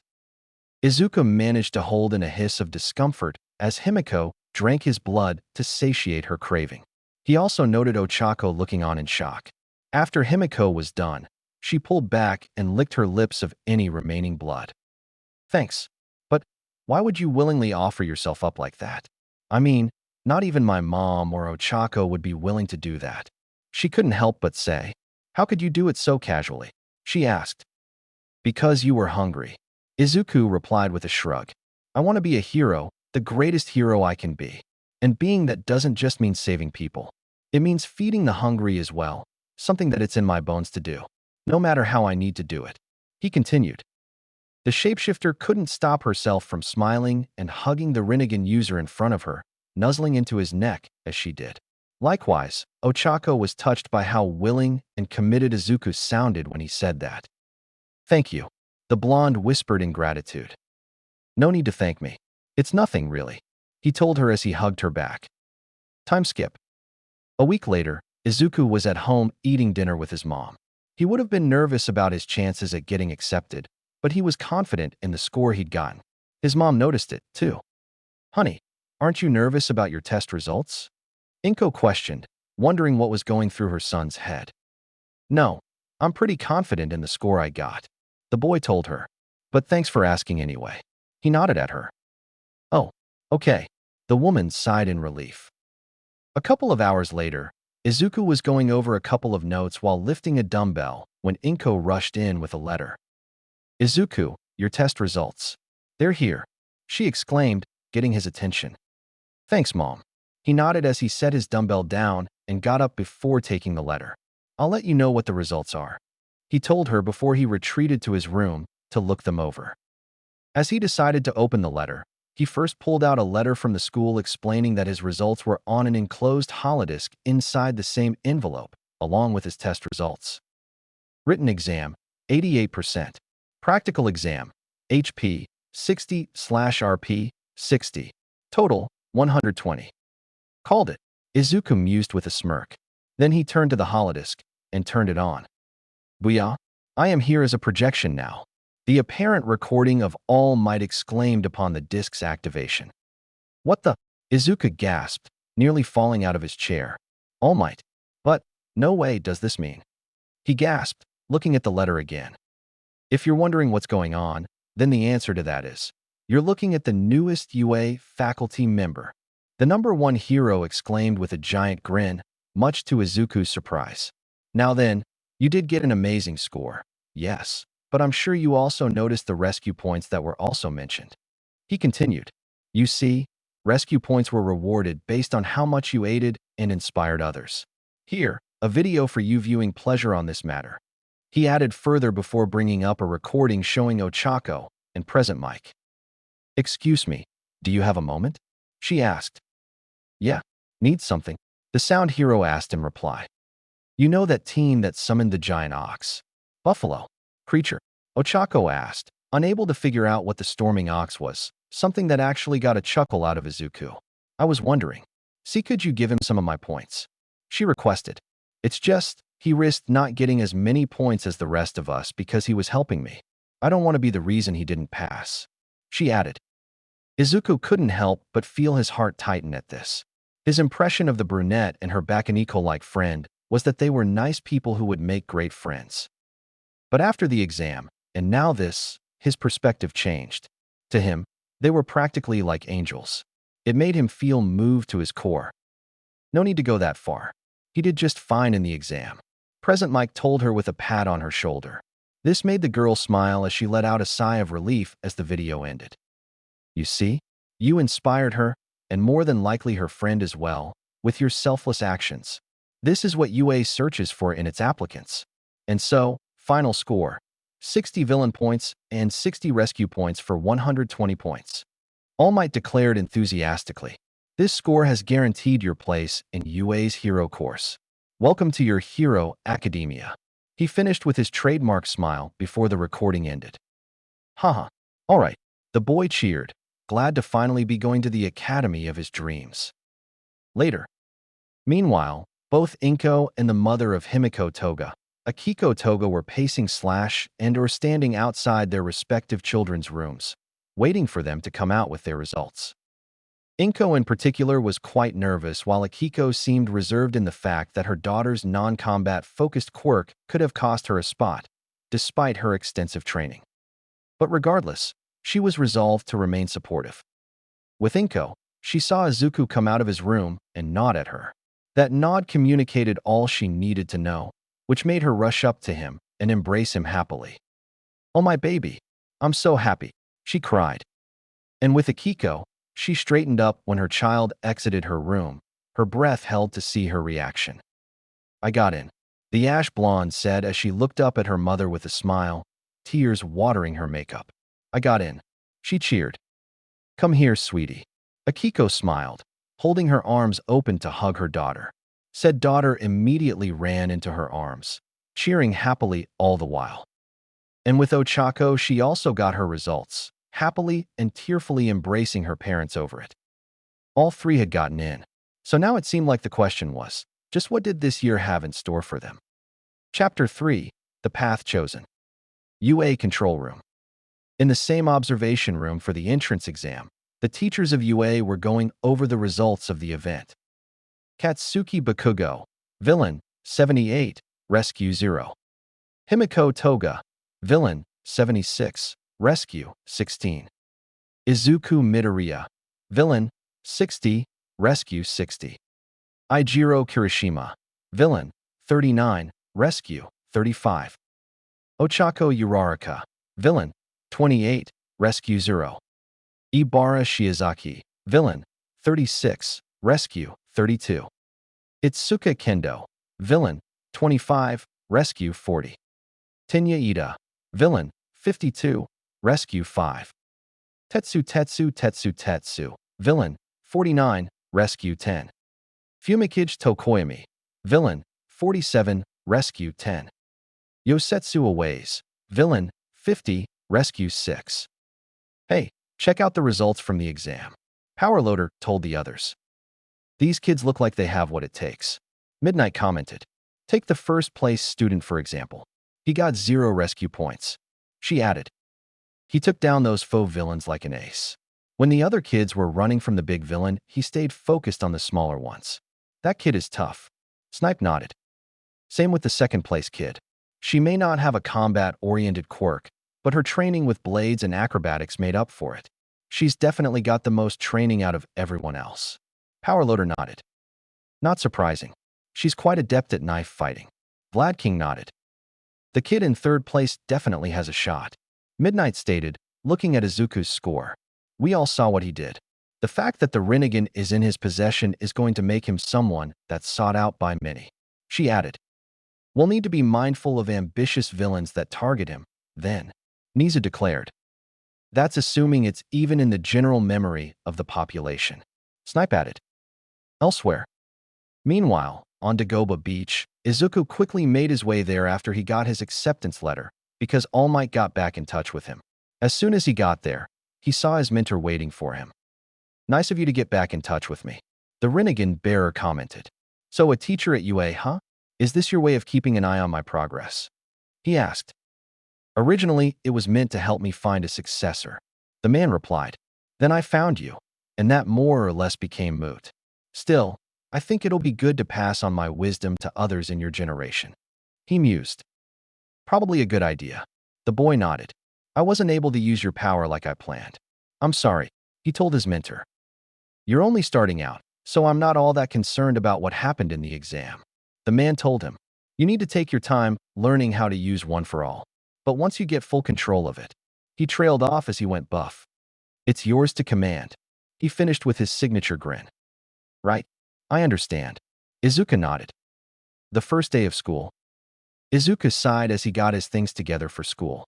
I'm heading out, Mom. He called. Don't go making enemies on your first day. Inko told him seriously before she pulled him into a hug. And I'm so proud of you for coming so far. She added softly. You did have a huge part in the learning process for me. Izuku chuckled as he hugged his mother. Later on, the boy made his way to his classroom, having dressed himself in his school uniform. And besides that, he still had his piercings and an Akatsuki pin on his dress coat. Class 1A, where? The boy said to himself before he came to his classroom door, which was a very large door. Either UA has giant students, faculty, or both. Definitely both, all things considered, he said to himself with a blink. Shrugging, he opened the door and was greeted with your average high school setting. Teenagers talking constantly. Get your feet off that desk this instant. The blue-haired teen Izuku recognized from the exams exclaimed, looking at Katsuki, who was acting like his usual self. Huh? The Pomeranian questioned, clearly not impressed with the person bossing him around. It's only the first day, and you're already disrespecting the school by scuffing its property, you cretin. The boy exclaimed. You're kidding me, right? Your old school put that stick up your ass, or were you born with it? Katsuki retorted. Classic Kakin. Izuku deadpanned. Let's start over. I'm Tenya Ito from the Semi-Private Academy, the bespectacled teen said, introducing himself. Semi, huh? Guess that means you must think you're better than me. I'm gonna have fun tearing you a new one. The bomber scoffed. Threatening your own classmate. Are you sure you're in the right class? Ida questioned. They would have argued further if they hadn't spotted Izuku standing in the doorway with a flat look on his face. It's him, he gasped. Izuku didn't seem to respond to the near 16 pairs of eyes that were now trained on him, which allowed him to turn his attention to Ida, who was now approaching him. I would like to apologize for my prior remark about your eyes, he told the green-haired teen. Apology accepted. Izuku nodded in reply. Hey, your quirk gives you several powers, right? That's so cool, man. A redhead called from his desk. How many do you have? A pink girl with horns questioned excitedly. 6. Izuku responded with a blink. Can you name one? A girl with what Izuku knew were frog features croaked. Well, there's one called the Deva Path. It lets me control attractive and repulsive forces. The Rinnegan user explained. I'll say. A familiar voice smiled as Himiko jumped on his back and hugged his neck from behind. Because I'm pretty sure being a chick magnet is one of those. She added. Hey, Himiko. The boy said, not really reacting to the hug as much as he was what her words implied, which caused him to blush. Plus her chest was on his back, so that was attributed, too. Hey, Izuku-kun. The blonde grinned before she suddenly kissed his neck, her fangs sinking into it. Chew. She chirped as she fed herself on his blood. What the? Ida gasped in surprise. Katsuki, meanwhile, couldn't stop the shock that overtook his face in time. Okay, what the hell? He exclaimed, pretty much summarizing the scene. Ida, Kakin, it's fine. I told her she can do it. It just means her quirk is making her crave blood again. Izuku told the two while everyone else was still reacting to what just happened, Himiko still hugging him, but just his arm instead. A few moments later, one of the other students had a realization. Oh, I get it. Her quirk uses blood like Vlad King. The redhead from before noted. Yeah, he actually helped me train for the exam. The blonde nodded. Seriously? That's awesome. The pink-skinned girl from before exclaimed in amazement. Hey, I know those hairdos. Izuku, Himiko, a voice said behind them, causing the two to turn and see Ochako. Ochako. Himiko cheered as she hugged her best friend. Oh, I'm so glad we're in the same class together. She smiled happily. Well, it's nice to see two of my friends will be in class with me. Izuku remarked with a smile. Yeah, having some familiar faces is gonna make this more comfortable. The brunette nodded in agreement. Then, if you're here to make friends, then leave. A tired voice deadpanned, causing them to turn and see a man with long black hair doing a great impression of a grumpy caterpillar in a sleeping bag. A yellow caterpillar that a startled Izuku slammed against the window behind them with an almighty push. Don't do that, the boy said, trying not to show how startled he was. Noted. The man groaned, shaking off the impact and crawling out of his sleeping bag before walking to the front of the class. My mistake notwithstanding, I'm Shota Aizawa, your teacher. He continued, shocking everyone. He's our teacher? Everyone but Izuku thought, the Rinnegan user having a different thought of his own. I blasted my teacher against the window. He yelled mentally in shock. Right, put these on and head outside, the man said, holding up some tracksuits, much to everyone's confusion. Later. What? A Quirk assessment test? Everyone exclaimed. But what about orientation? Ochako protested. If you're going to be in the big leagues, you can't waste your time on pointless ceremonies. Aizawa told them. Here at UA, we aren't tethered to traditions. That means that I get to run my class however I see fit. He added. Great. So it's one of those situations. Himiko sighed in exasperation. You've been taking standardized tests all your lives, but you never got to use your quirks on physical exams before. The man continued. The country still wants us to think we're equal by not letting those with the most power excel.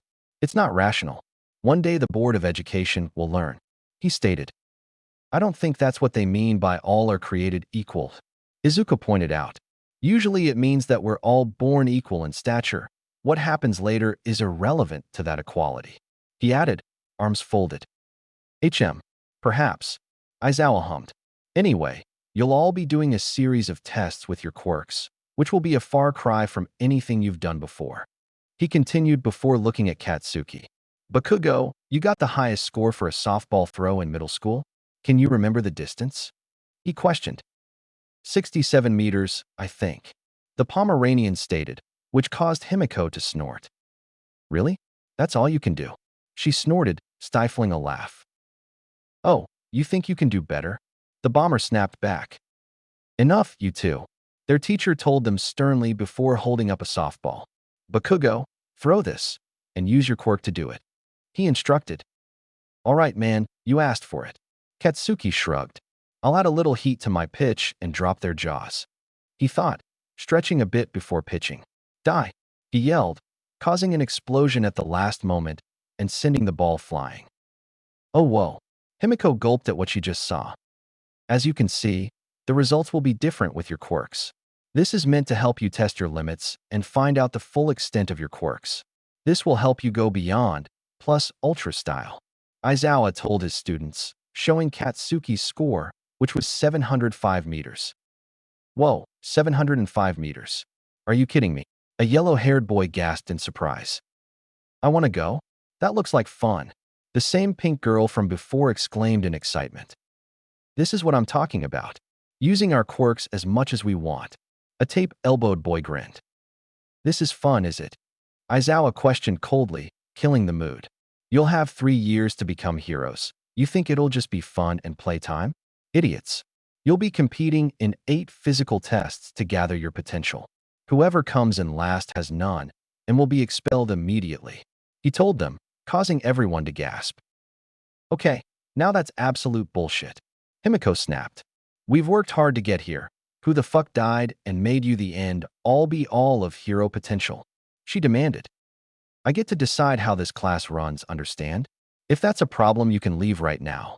Aizawa retorted. Keep dreaming. The shapeshifter deflected with a scoff. Wow, she really has an attitude, doesn't she? Izuku thought with a chuckle. This girl takes no shit. I like it. Katsuki grinned. You can't send one of us home. Ochako exclaimed. Even if it wasn't the first day? That isn't fair. She added. Oh, and you think villain attacks, natural disasters, or catastrophic accidents are? Do those sound fair to you? Their teacher demanded. No. The world is full of unfairness. It's your job to combat that unfairness. To go beyond yourselves. Plus ultra style. He continued. Show me it's no mistake that you're here. He added. Challenge accepted. Izuku thought, a smirk growing on his face. With that, the test began. In the 50-meter dash, Izuku did relatively well by pulling himself to the other end with universal pull. That helped him come behind Ida and Katsuki. Ochako and Himiko, meanwhile, came in on the lower end of things, with Himiko coming ahead of her friend.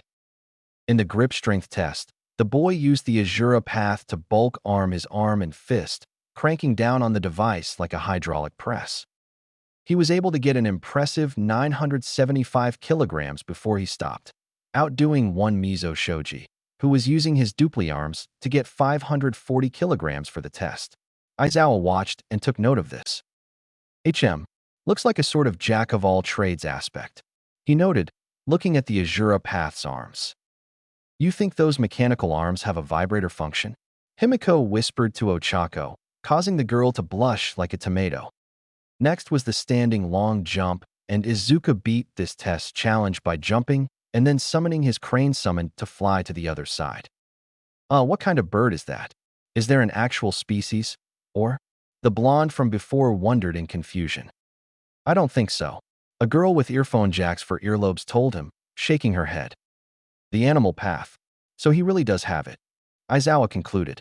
It wasn't hard to figure out, given how the bird looked. It helped that the eyes were a giveaway. The repeated sidesteps were by far the trickiest of the bunch. As such, Izuku couldn't really use any of the paths in that test. So onto the ball throw, they moved, and Ochako ended up getting the highest score overall with a score of infinity. It was a given. With her quirk and something as light as a softball, she can definitely send it into orbit. Izuku mused with a shrug even as the rest of the class, minus Himiko and Katsuki, gaped at the brunette's feet.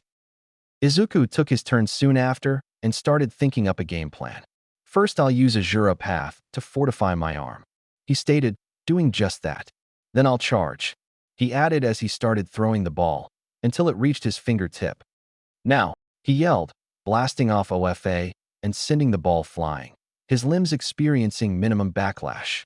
And now, almighty push. He yelled, palm held out. The force wave sent the ball flying some extra meters, landing just shy of a kilometer. The exact distance was 989 meters. Holy crap, he beat out Bakugo's score, Kaminari exclaimed. Such power. Why wasn't he admitted through recommendations? Shoto Todoroki wondered aloud. That's one of the best things I've seen yet, an invisible girl exclaimed. I think that shockwave made me what a little. Himiko muttered under her breath. Looks like my observations were correct. Not only does he have the Rinnegan, he has a grip on it. A good one at that.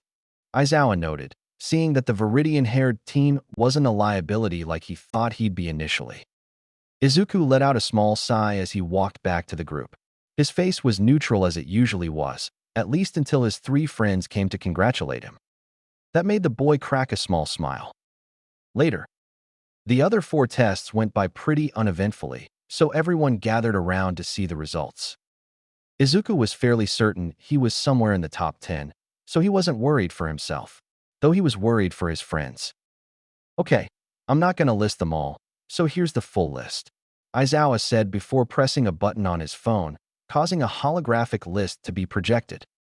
Momo Yaoyorozu, Shoto Todoroki, Izuku Midoriya, Katsuki Bakugo, Tinya Ida, Fumikage Tokoyami, Eijiro Kirishima, Mizo Shoji, Mashireo Ojiro, Mina Ishido, Himiko Toga, Ochako Uraraka, Koji Koda, Rikido Sato, Tsuyu Azui, Yugo Aoyama, Hantashiro, Denki Kaminari, Kyoko Jiro, Toru Hagakure.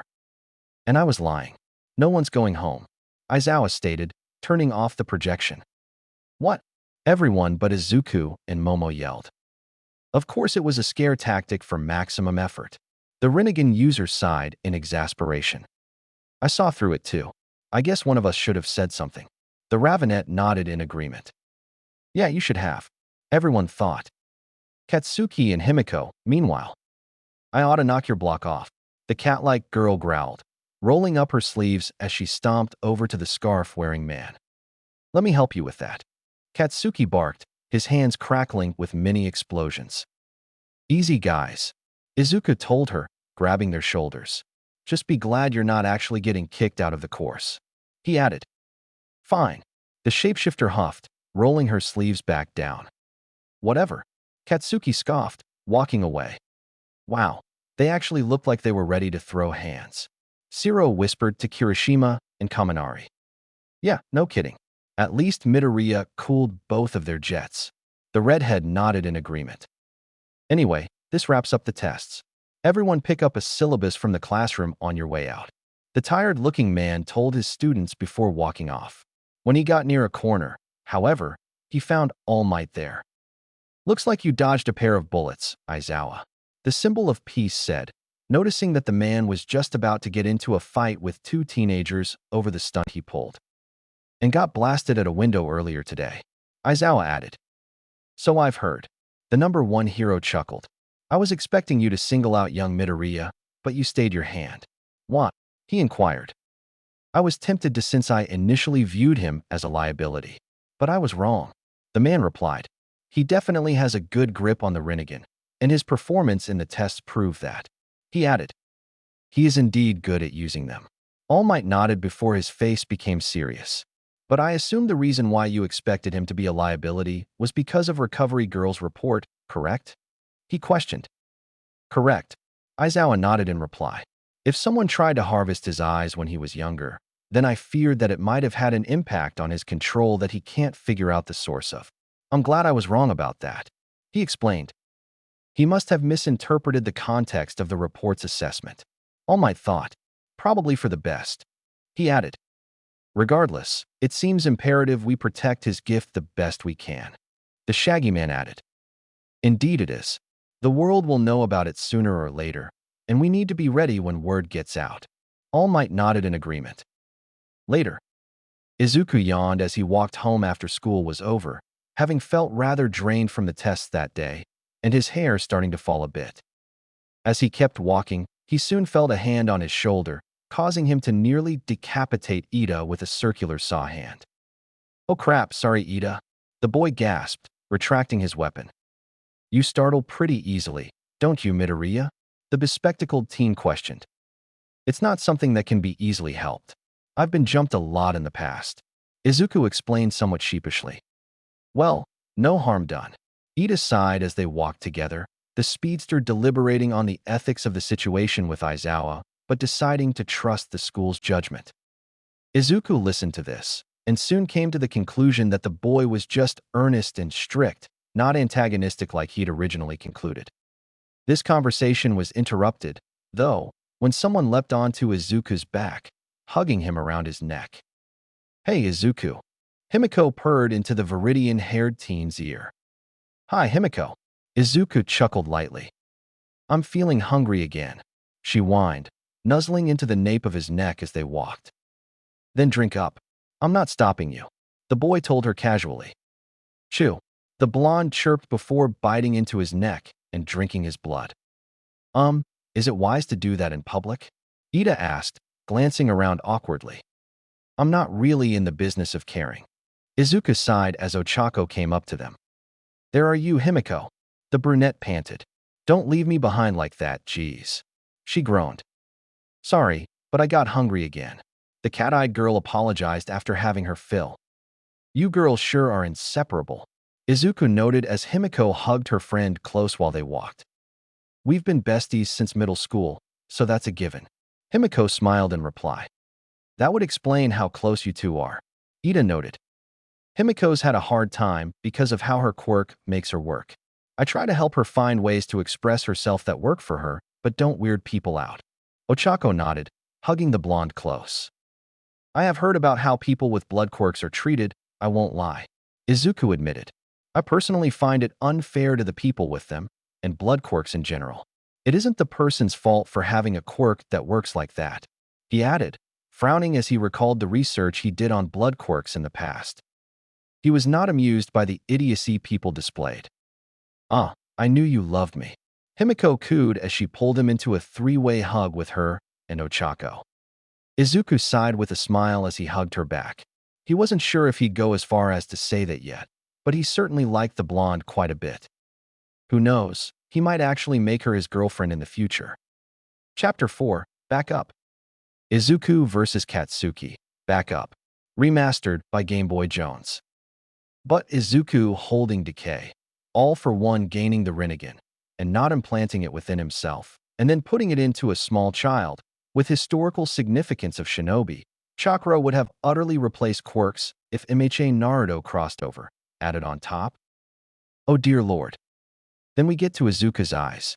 The Rinnegan, when not in its original owner, cannot be hidden without tampering via Jinjutsu, illusion quirk, or contacts.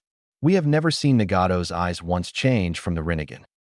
And aside from the fact Izuku would necessitate an extremely large chakra pool to even wield a single Rinnegan, he somehow passes out from an ability he could only ever use if he mastered all chakra natures.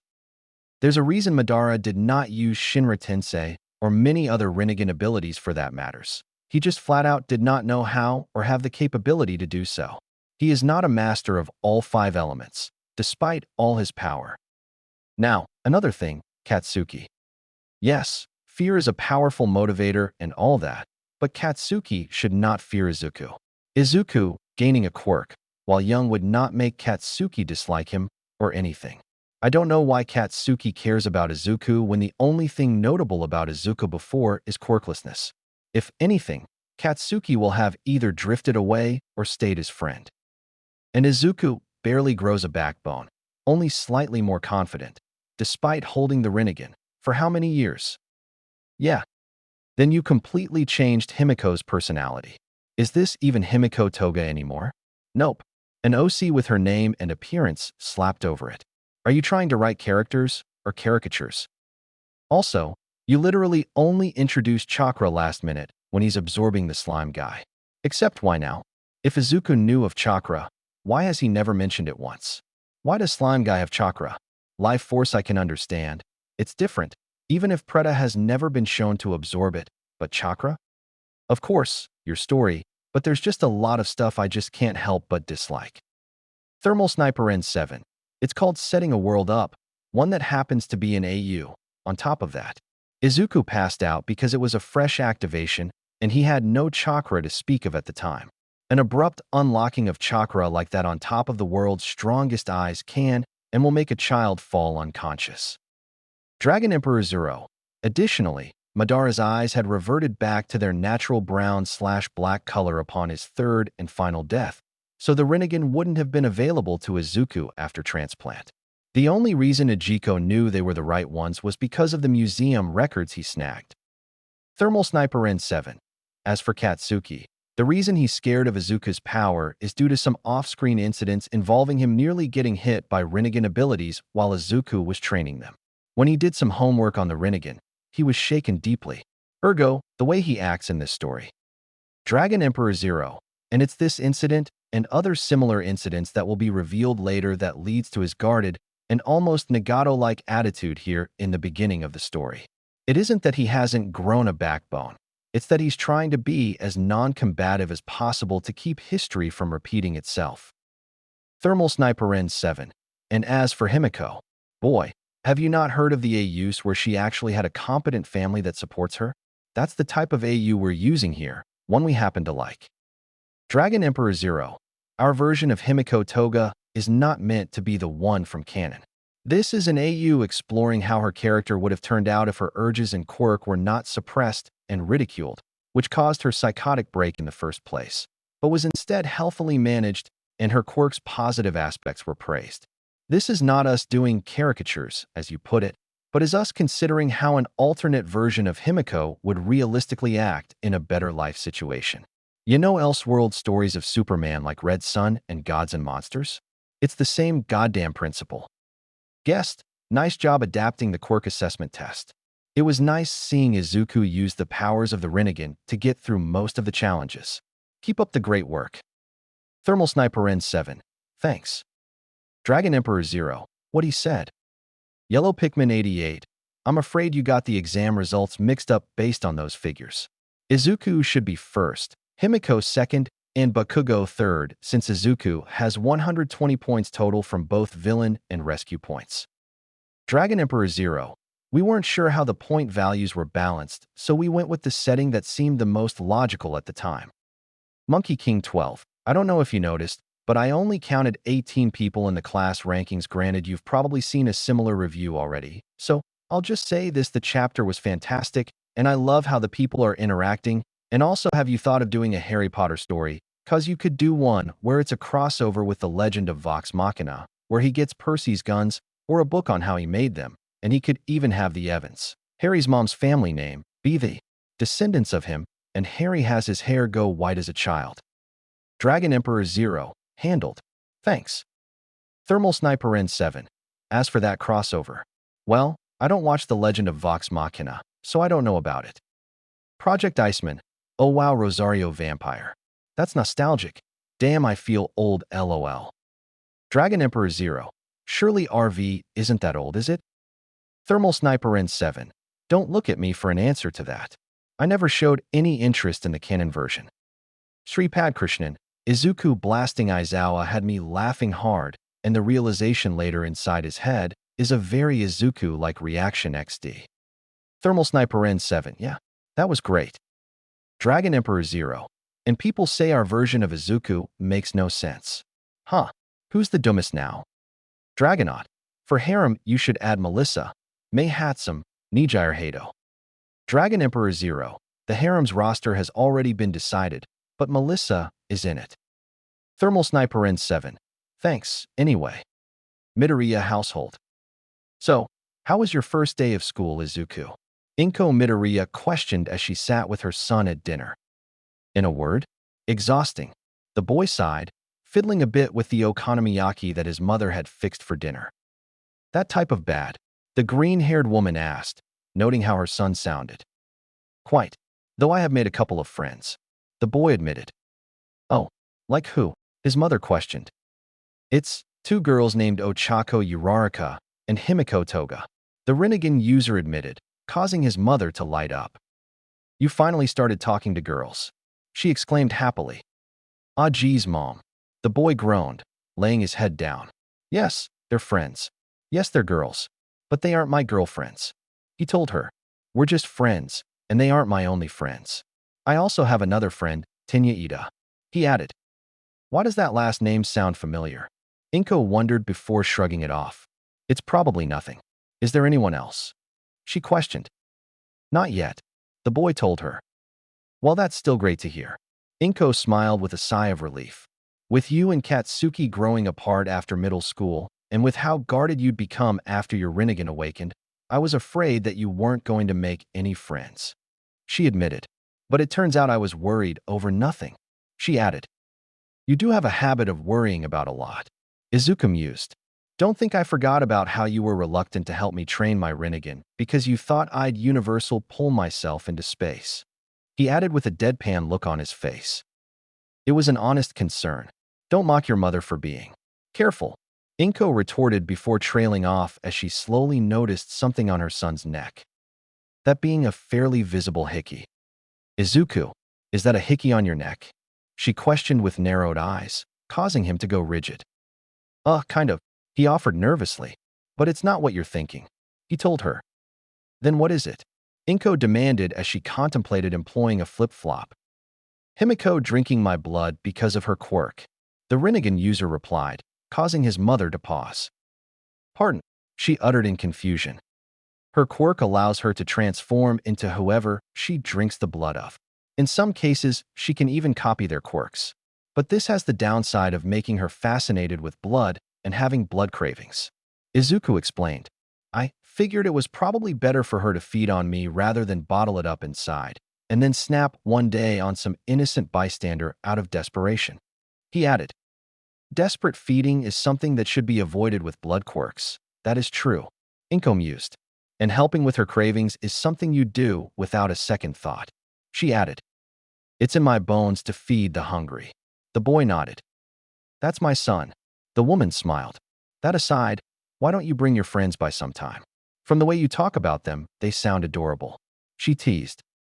Mom, Izuku groaned in exasperation. Elsewhere. Meanwhile, Himiko was having dinner with her mother. Her father Kazumasa was still at work, and she was also telling her mother about her friends. So Ochako is living on her own now? Akiko questioned. Yeah, her parents are sending her what they can to support her, which isn't a whole lot. Just enough to pay the bills and make me worry about her food selection. Himiko replied, voicing her concerns about her bestie's living conditions. Well, you can always tell her she can come here to have dinner, the woman suggested. And I can even help you pack meals for her to keep at home if that helps. She added. I'm sure she'd try to say no, but I'll give those to her anyway. The young blonde remarked, knowing Ochako well. I'm sure. Akiko chuckled. Unfortunately, with tuition, lending any extra yen is off the table. She sighed. Sorry, dear. She apologized. I figured that helping with Ochako's tuition wasn't something we could do. The girl sighed. But it would have been nice to give her some extra cash to at least get some real groceries. She sighed. That aside, Akiko said, moving her bowl of rice and bowl of udon aside. I noticed that you had a slight trickle of blood on your mouth. The woman noted sternly. Himiko, did you try to cut someone? She questioned seriously. No, Mom. I made a new friend that willingly gave me his blood. Himiko retorted defensively. This new friend a boy? She questioned. Yeah, I just said that. The girl nodded. His name is Izuku Midoriya, and oh my god, Mom. He is so cute. He's probably the most handsome guy I've met yet. She added with a smile. He can't be that handsome. Akiko dismissed, only for her daughter to show a picture of the boy in question. Said picture was of Himiko hugging Izuku from behind and smiling while peace signing the camera, while Izuku awkwardly smiled with a blush and a barely discernible eye roll. I stand corrected. She amended with a blink. Those eyes of his are rather peculiar, though, the woman noted. I happen to like them. The way they ripple makes it easy to get lost in them, like an alluring hypnosis. The girl sighed happily as she looked at the picture. I just hope you realize that you'll have to bring him home so that your father can get a look at him. Akiko smiled, causing her daughter to blush. Mom, I haven't even asked him out yet. The blonde whined. Later. It was the next day, and now the students of Class A were getting into the groove of the UA Hero course curriculum. Most notably, their classes were broken up into core classes: grammar, literature, history, math, and science. They all met in the mornings. Then at around noon, they broke for lunch, which was held in the main cafeteria and was headed by Lunch Rush, one of the most popular food-based heroes. Needless to say, it was honestly pretty typical if the kids were being honest, if only a bit crowded in the mornings. It wasn't until the afternoon where things really got interesting. This was when hero classes took place, and it was taught by I Am Here, walking through the door like a hero. All Might exclaimed as he entered the room, causing everyone to get excited. Whoa, hey, it's All Might, Kaminari exclaimed. So he is going to be teaching here. This is going to be totally awesome. Kirishima grinned. Hey, isn't that his Silver Age costume? Sue noted. So retro. I'm getting chills. Ojiro commented. All right, everyone, welcome to Hero Basic Training. Think of it as Heroing 101. Here's where you'll learn the basics of being a pro and what it means to fight in the name of good. The man started. Let's get into it. Today's lesson will pull no punches. He added, holding up a card with battle on it. Fight training. Katsuki grinned. Oh no, Izuku groaned. Not a fan of combat. Himiko questioned from her seat behind the boy. It's not that. I've just had, let's say, some bad luck with using my powers in a combative capacity. He told her, namely involving almost maiming a few people. He shivered. Well, maybe this training can help you. The girl offered. That's my hope, too, honestly. Izuku sighed. Now, one of the big parts about being a hero is looking good. The #1 hero grinned as he pressed a button, causing some racks with suitcases to appear out of the walls. These hero outfits were created based on the forms you submitted to the support department before school started. Suit up and meet me at Training Ground Beta. He instructed before heading out, allowing the students to grab the cases holding their outfits. Yes, sir, the kids exclaimed. Later, after everyone got dressed into their costumes, they all headed towards the training area where All Might was waiting for them, allowing him to see what they looked like. They say clothes make the pros, ladies and gentlemen, and behold, you are the proof. He began. From now on, you are all now heroes in training. He continued. Oh, this is getting me revved up. You look so cool. Now, shall we get started? You bunch of newbies? The symbol of peace questioned. Izuku himself certainly stood out. He had a version of Nagato's Akatsuki outfit that was adjusted to fit him, right down to the ring. The kanji on it was replaced with Midori, green, however. Additionally, his cloak was green with white bordered clouds instead of black, so it wasn't a one-to-one rendition. Oh hey, Deku/Izuku. Ochako and Himiko exclaimed as they ran over to the boy, causing him to go rigid as he saw their costumes. Ochako was wearing a skin-tight black and pink astronaut suit, right down to the custom helmet she had on. She seemed somewhat bashful about it. Himiko, meanwhile, was wearing a version of Vlad King's costume. It was a red skin-tight leotard that had a storage reservoir on her back that was connected to tubes that went to tiny syringe bracelets on her wrists for discreetly getting blood. The gloves these were attached to were red while they were white, and she also wore white knee-high boots, as well as an orange mask. Additionally, she had several knives strapped on her hips. Throwing knives included medical pockets on her legs, a tri-tip mini cleaver in both boots, and lastly, a tanto strapped horizontally on the back of her waist. Oh hi. And nice costumes. The boy commented with a blush at how revealing they were. I honestly should have been more specific. This is too skin-tight for me, the brunette admitted bashfully. Well, I'm certainly not complaining. The blonde purred as she hugged her friend from behind, cropping a feel of the brunette's chest. Izuku didn't know how he was supposed to react to that. Oh wait, yeah he did. He was blushing profusely at the display. Himiko, cut it out. Ochako yelped, jumping away. As they all started gathering around, All Might was quick to start everything so they wouldn't waste time. Now that you're ready, it's time for us to begin, the man told them. Sir, Ida chimed in, raising his hand. These are the fake cities from our entrance exams. He continued. Does that mean we'll be doing urban battles again? He asked. Not quite. I'm moving you 2 steps ahead. Today's lesson will take place indoors. The man replied. Most of the battles you hear about on TV take place outside.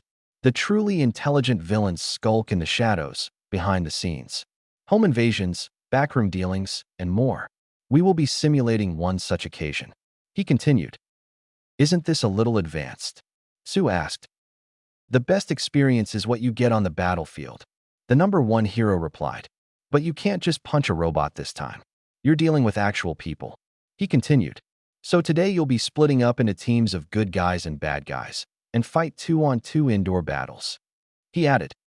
It was then that he was bombarded with various questions from his pupils all at once. Sir, will you be deciding who wins? Momo questioned. How much can we hurt the other team? Katsuki continued. Are weapons allowed? The school never did say. Himiko chimed in. Are we going to have to worry about the lovers getting expelled like earlier? Ochako gulped. Will you be splitting us up by chance or comparative skill? Ida added. Isn't this cape tray chic? Aoyama asked. I'm not done talking, he growled, shutting them up before he pulled out a script of all things. The situation is this. The villains have a weapon somewhere in the building, and it's the hero's job to find them. If the villains can hold the line until time runs out, then they win. Additionally, if one side subdues the other, that's another way to achieve victory.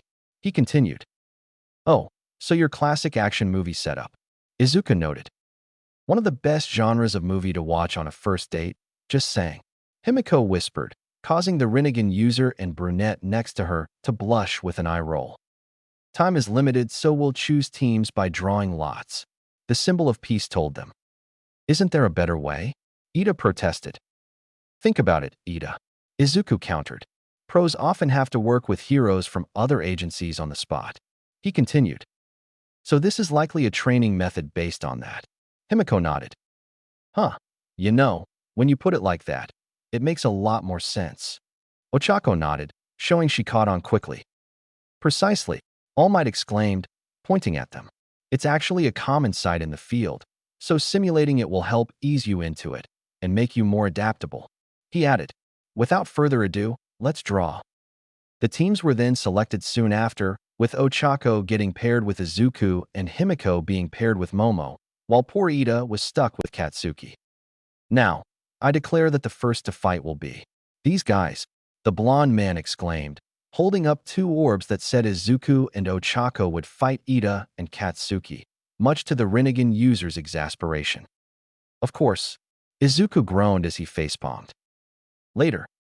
So, this is the weapon we must protect. Fake, of course. Ida mused, wrapping the fake rocket with his fist. Even though this is training, it pains me to align myself with criminal behavior. He sighed. Whatever. Katsuki scoffed.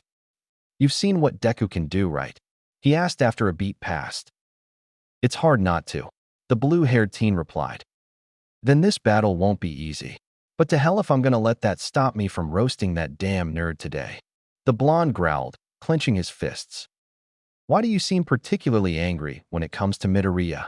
The speedster questioned. Those eyes of his, they aren't just some random quirk. They're more than that. The bomber told him in reply. The power they hold, it's enough for any villain to covet if they go public. That same power also scares me, he added, sounding very hesitant on the last part. That's quite the statement, Ida uttered. Trust me, it's real, he added. Elsewhere. Meanwhile, outside the building, Ochako and Izuku were currently trying to work on getting the floor plan memorized, something that was at least easy for Izuku to do. Hey, you seem like you've known Bakugo a long time, right? Ochako spoke up. Since we were kids, yeah, the Rinnegan user nodded. He's always been better than me at basically everything. It wasn't until the day my eyes changed that I started leveling the playing field. He continued. I'm only just starting to really catch up to his level of confidence. He added. Really? You seemed confident enough back in the practical exams. The brunette blinked. That's because I had something to focus on, Izuku told her. But here, I'll have to face him head on and learn to use my powers safely. He added. This time, without seriously damaging something or someone. He added. What are you? Ochako questioned as he got up. It doesn't matter. Let's go, he told her as they went inside the building, Wit with him walking in front. As they went, Izuku kept his ears open. If he knew the explosive Pomeranian, that is Katsuki, well, he'd come after them. He needed to be ready when he heard the telltale noise of explosions closing in on him and his partner. But the strange thing was, as they continued to make their ways around several corners, he didn't hear anything at all, in fact. I'm still getting used to One for All, so it'd be best not to use it. I'll just have to rely on whatever I can do with my 6 paths that won't damage the building, plus Uraraka's zero gravity. The boy thought as they continued sneaking up floors. Yeah, that's probably our best bet. He nodded. As he finished up his thoughts, he was able to pick up the telltale explosions of Katsuki heading his and Ochako's way, causing his eyes to widen. Get down, he yelled, grabbing his partner just in time for the red-eyed teen to come from around the corner and blast them. Uraraka, are you okay? He questioned, getting up, showing that the attack didn't leave a scratch on him. Yeah, you. The brunette groaned. I'm fine, the boy told her as Katsuki came out of the smoke. What are you waiting for, Deku? Afraid to stand up and fight me? He questioned. Keep dreaming. The Rinnegan user retorted as he activated the Azura path and created some sword blades from them. However, when he tried to attack with them, the blonde was quick to blast his arms with explosions that were much stronger than they would be typically, causing the blades to shatter. Now you're open. The bomber grinned as he charged forward. I won't hurt you so bad they'll stop the fight, just close. He yelled as he went for a big right hook. Almighty push, Izuku intoned as he held out a hand to meet his rival's right hook, causing the Deva Path's repulsion power to send him flying backwards. Gak, Katsuki grunted as he collided with a wall. Should have known better than to rush him like that. He muttered to himself as he got to his feet. Like I said, Kaken, Izuku said as the dust cleared around him and Uraraka, showing that he was looking at the boy with very little apprehension. No matter how hard you try, you'll never be able to touch me, he added. Elsewhere. Meanwhile, up in the observation room, The rest of the class was watching and giving various commentaries as the match unfolded before them. What did Midoriya just do? All I saw was him holding his hand out before Bakugo went flying. Kaminari wondered. The Deva path, so that's what it looks like in action. Shoto mused. The ability to control the attractive and repulsive forces of gravity at will. It's quite the devastating power. He added. Indeed, and young Midoriya must be very mindful of how much power he puts into it every time he uses it. A close-quarters environment like that corridor emphasizes that. All Might nodded. Asterisk ribbit. Asterisk it is a way to learn some self-control. Sue noted. Wait, so if Midoriya has what I think he has, what else can he do with it? Kirishima questioned. You'll have to wait and see. The man told him. Elsewhere. Meanwhile, back with Izuku and Bakugo, the green-haired teen had told his partner to book it to the weapon while he dealt with Katsuki. And now he was blocking a flying kick from Bakugo with his arm, leaving him wide open to the adjacent wall. Almighty push, he uttered, causing the boy to go flying and crashing through several layers of wall. You can't win if you keep spamming that, Deku. The Pomeranian blonde barked as he got back up, but saw that the Viridian-haired teen had suddenly vanished. Oh, now you're running, huh? I'll fucking find you, he yelled as he went in a direction that he hoped his rival went. You put the dick in predictable, you know that, Kakin? A voice questioned from the hall across from him, causing him to turn and see Izuku standing there, hand out. Get over here. He growled in a scorpion impression as a dark orb appeared in his hand. Universal pull, he thought. Crop. Katsuki yelled as he was pulled toward his rival, who transformed his right arm into the gorilla arms from Cyberpunk 2077, reared it back and slammed his fist into the red-eyed boy's gut, the force coming dangerously close to making the bomber puke up his last meal. As the fist was removed, Katsuki collapsed to his knees, holding his stomach in pain since it hurt like hell. You give up? The boy questioned as his arm then shifted to reveal a cyberpunk arm cannon as he held it at the blonde's head. Go fuck yourself, Katsuki groaned, his pride refusing to let him surrender as he shakily got back to his feet. Wrong answer. Izuku deadpanned before he fired a tranquilizer at the red-eyed teen's neck. However, it unfortunately didn't take immediate effect like he'd hoped. Taking advantage of his opponent's assuredness of his victory, Katsuki forced his body to not fall down and fought through the haze caused by the dart to start wildly attacking Izuku before the boy had the time to react. Oof! Izuku grunted as he received a sloppy haymaker to the face, forcing him to stagger back. Nice try, Deku. Katsuki growled as he limply forced himself upright, a grin on his face. But you should have shot me with something lethal when you had the chance. He continued, slamming his fist into his face, causing an explosion and further weakening the trank. 'Cause tranks don't work when you're full of adrenaline. He added. Of course you'd work around that. Izuku muttered as he rubbed his face. And you should know me enough to realize that I don't use lethal force, much less in training exercises. He added, sounding a tad insulted. Okay, fine. I'll give you that one. The bomber conceded since it sounded like a valid point. But you aren't beating me that easy. He yelled as he started launching himself at Izuku, only to get grabbed by the face and for blue energy to start coming out of him. Predapath, he thought as he then performed a backflip kick in Izuku's chin to send him flying, both tumbling down adjacent flights of stairs into different areas. Damn, Kakin is fighting off the trank I shot at him, and he even weakened it. If I can hold out long enough for the adrenaline to wear off, he'll fall asleep and I'll have my opening. Izuku thought, coming up with a plan while hoping he'd have enough time to outlast his rival. Barring that, I'll have to do something drastic, he added. Elsewhere. As this was going on, Ochako was busy trying to sneak up on Ida to try and catch him by surprise. As she did this, she quickly reached behind her belt and pulled something out from her costume's utility pouch. At first it looked like an average disc, until she pressed a button on it that caused it to open into what looked like a pink Captain America-like shield with a black circle in the center. This was her Uravity flying saucer, a support item she specifically requested after Himiko helped her come up with the design. If I play this just right, the lack of gravity on this should let it bounce off several surfaces and hit Ida. she thought as she glanced around the room, trying to find the ideal angle to throw her support item. "Sorry, Ida," she exclaimed as she twirled and sailed her shield through the air at an angle that wouldn't make it hit the weapon, but still managed to hit Ida square in the back of the head. The impact caused the speedster to fall to the ground, allowing the brunette to casually waltz up to the fake weapon and attempt to touch it as she caught her shield, only for Ida to get back up after shaking the birds from his head and attempting to tackle her. "No, you don't," he exclaimed as he ran at her, only for the gravity girl to block him with her shield and push him back, staggering him. "Come get me," she challenged, shield ready. Elsewhere.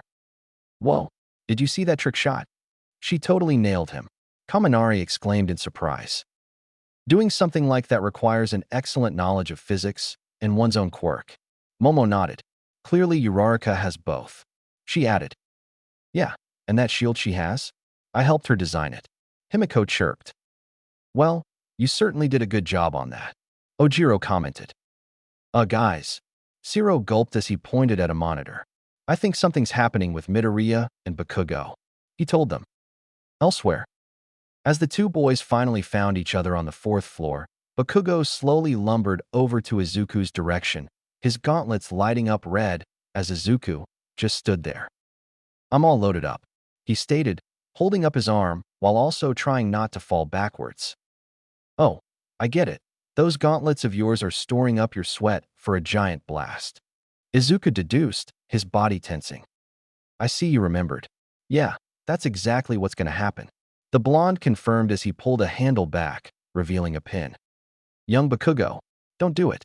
With your poor footing due to the tranquilizer young Midoriya used, you'll kill him or yourself," All Might yelled over the speakers. "Oh, he'll be fine as long as he dodges," the blonde yelled as he pulled the pin, releasing a monster blast that tore through the entire hall on its way to Izuku. "Almighty push," the boy yelled, palm outstretched. Meanwhile, back with Ida and Ochako, the two were still fighting in the bomb room when the building was suddenly rocked by a massive explosion, causing both of them to stagger. "Deku, are you okay? What was that blast?"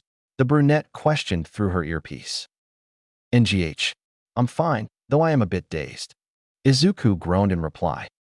"Bakugo, status report," Ida exclaimed, but got no response. "Bakugo, are you there?" he questioned, still getting no response. "Uraraka, I can't raise Bakugo. Can you get Midoriya to assess his condition?" he requested urgently. "Oh, sure," the girl nodded. "Deku, Ida can't raise Bakugo? What's his condition?" she asked. "Stand by," the boy groaned. There was a moment of silence before he spoke again. "He's fine. Just out cold due to a tranquilizer I used on him mixed with the explosion he caused," he reported. "Okay, good." Ochako sighed in relief before looking at the speedster. "Bakugo just knocked himself out. Literally," she told him. "Phew." The speedster sighed before the two turned towards each other. "Now, where were we?" he questioned as the two got into combat stances again. Elsewhere.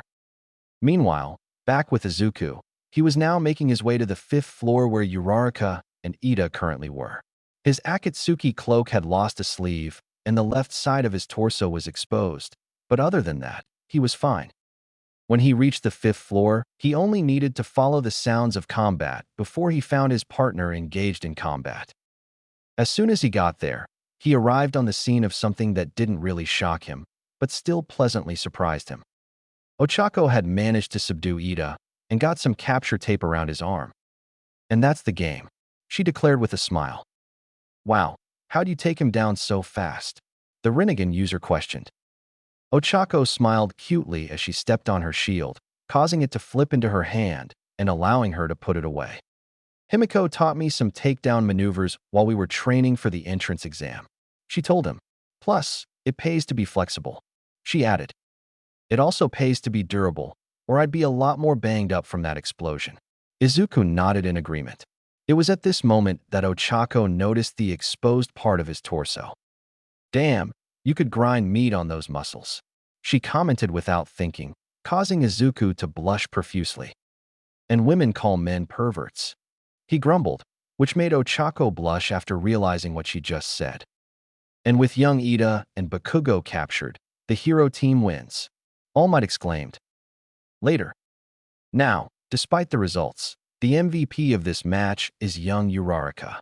All Might told the group, surprising most of the class given Ida's forethought into not giving anything to Ochako to use as weapons, and Midoriya's near constant control to not cause much collateral damage.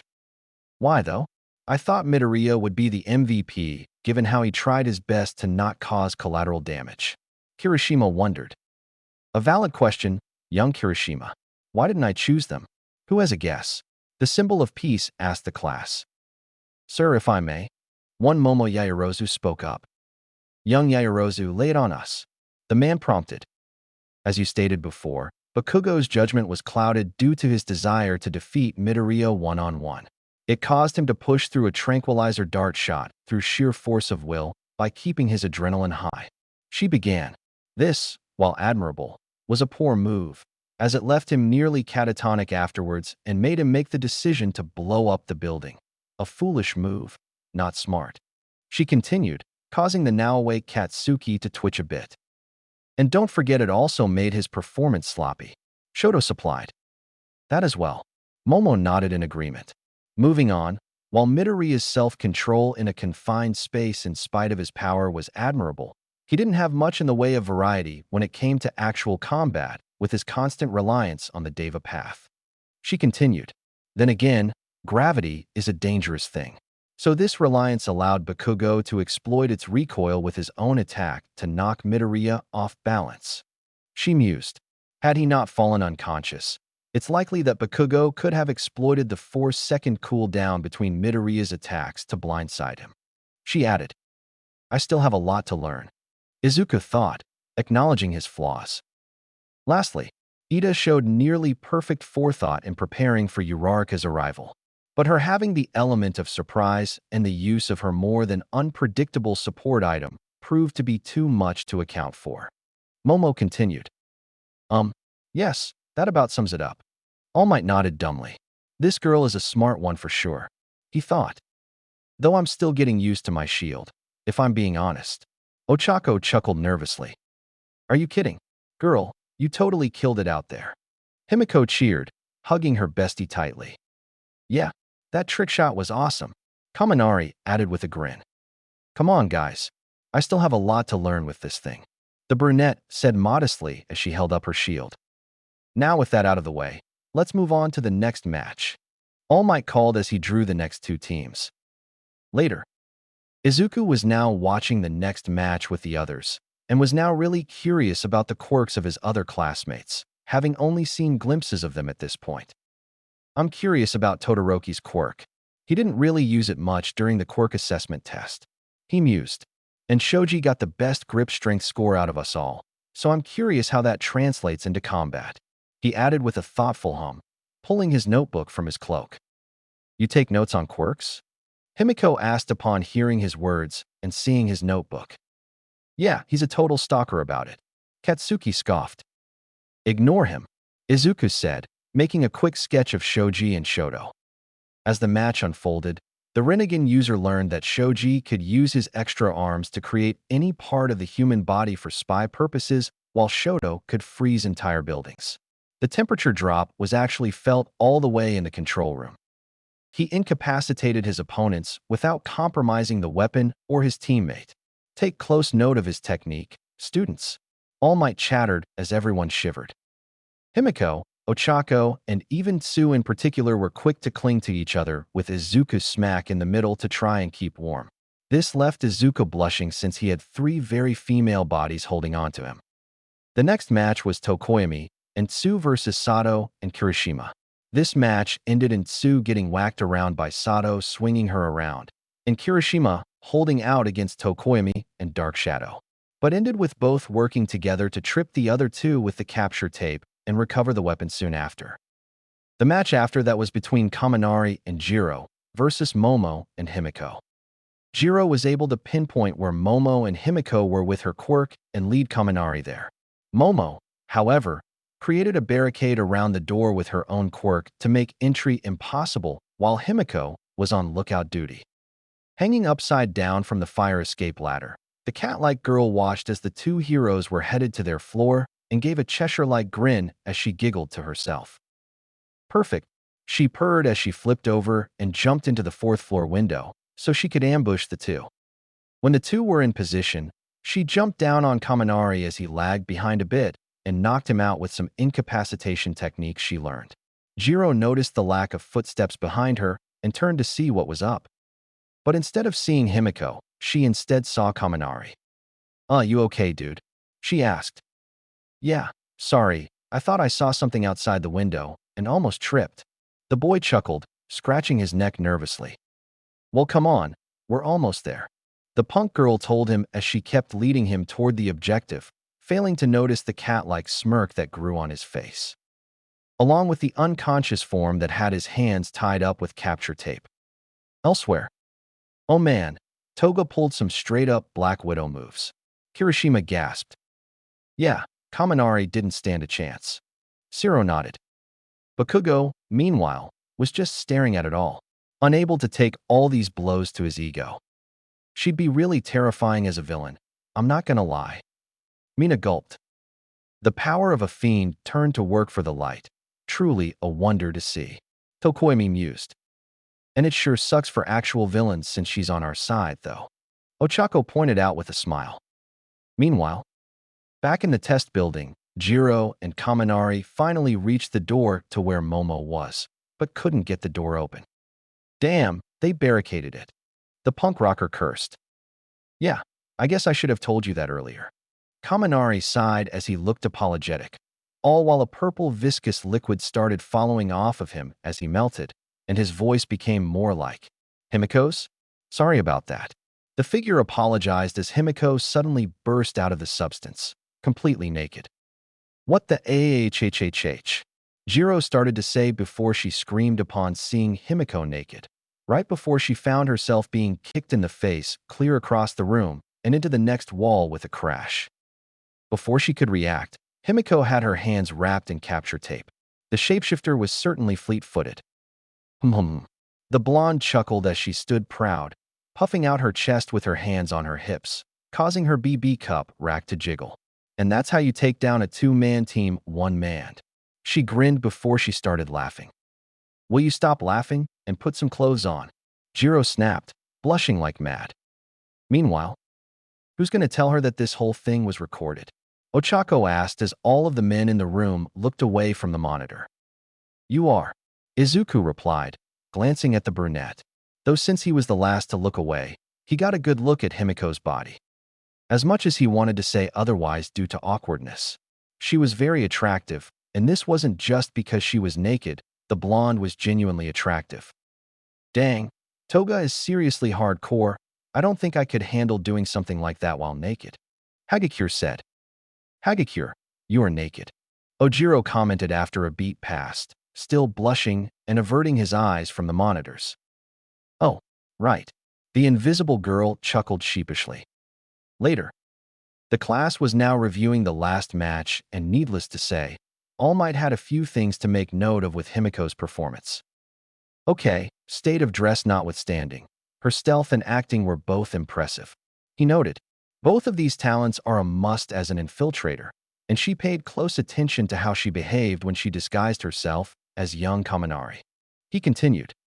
Himiko, meanwhile, was still smug as hell. She was even holding her chin high, while she quite literally sparkled with self-assured pride. Now, that being said, who can tell me the mistake she made? The number one hero asked the class, getting a raised hand from Todoroki. She risked being spotted before she could make her move due to the sun casting her shadow on the wall. He began. Additionally, Jiro could have used her quirk to listen and learn that only Yaoyorozu was present had Toga waited a second longer. In hindsight, she should have acted sooner. He continued. This made Himiko's veneer of pride shatter like a stained glass window as she deflated upon hearing that. Yeah, in hindsight, I probably shouldn't have waited until we reached the barricade. The Bakaniko girl sighed. Time skip. After hero studies were over, Class A went on to their afternoon classes, and then to homeroom again where they all were able to formally introduce themselves to each other and get to know each other. As this was going on, Ito was barking at Tokoimi to get off the desks while Ojiro and Himiko said that he needed to chill. Izuku was being swarmed by Shiro, Kirishima, Tsu, Mina, and Sato about his powers as well as taking notes on theirs. Ochako was getting to know the other girls, and Kaminari was entering the classroom with Jiro, books in hand. So yeah, sorry about the match today. The blonde sighed as they put the books away. I honestly didn't expect Toga to get the drop on us like that, so I think both of us are at fault for not being aware of our surroundings. Jiro told him. Well, even so, I feel like I should make it up to you somehow. Kaminari said matter-of-factly, causing Himiko to perk up, a certain gleam sparking in her eyes. Oh, Ochako gulped. What's up? Hagakure questioned. Himiko's gone into matchmaker mode. The brunette sighed. Make it up to her, you say?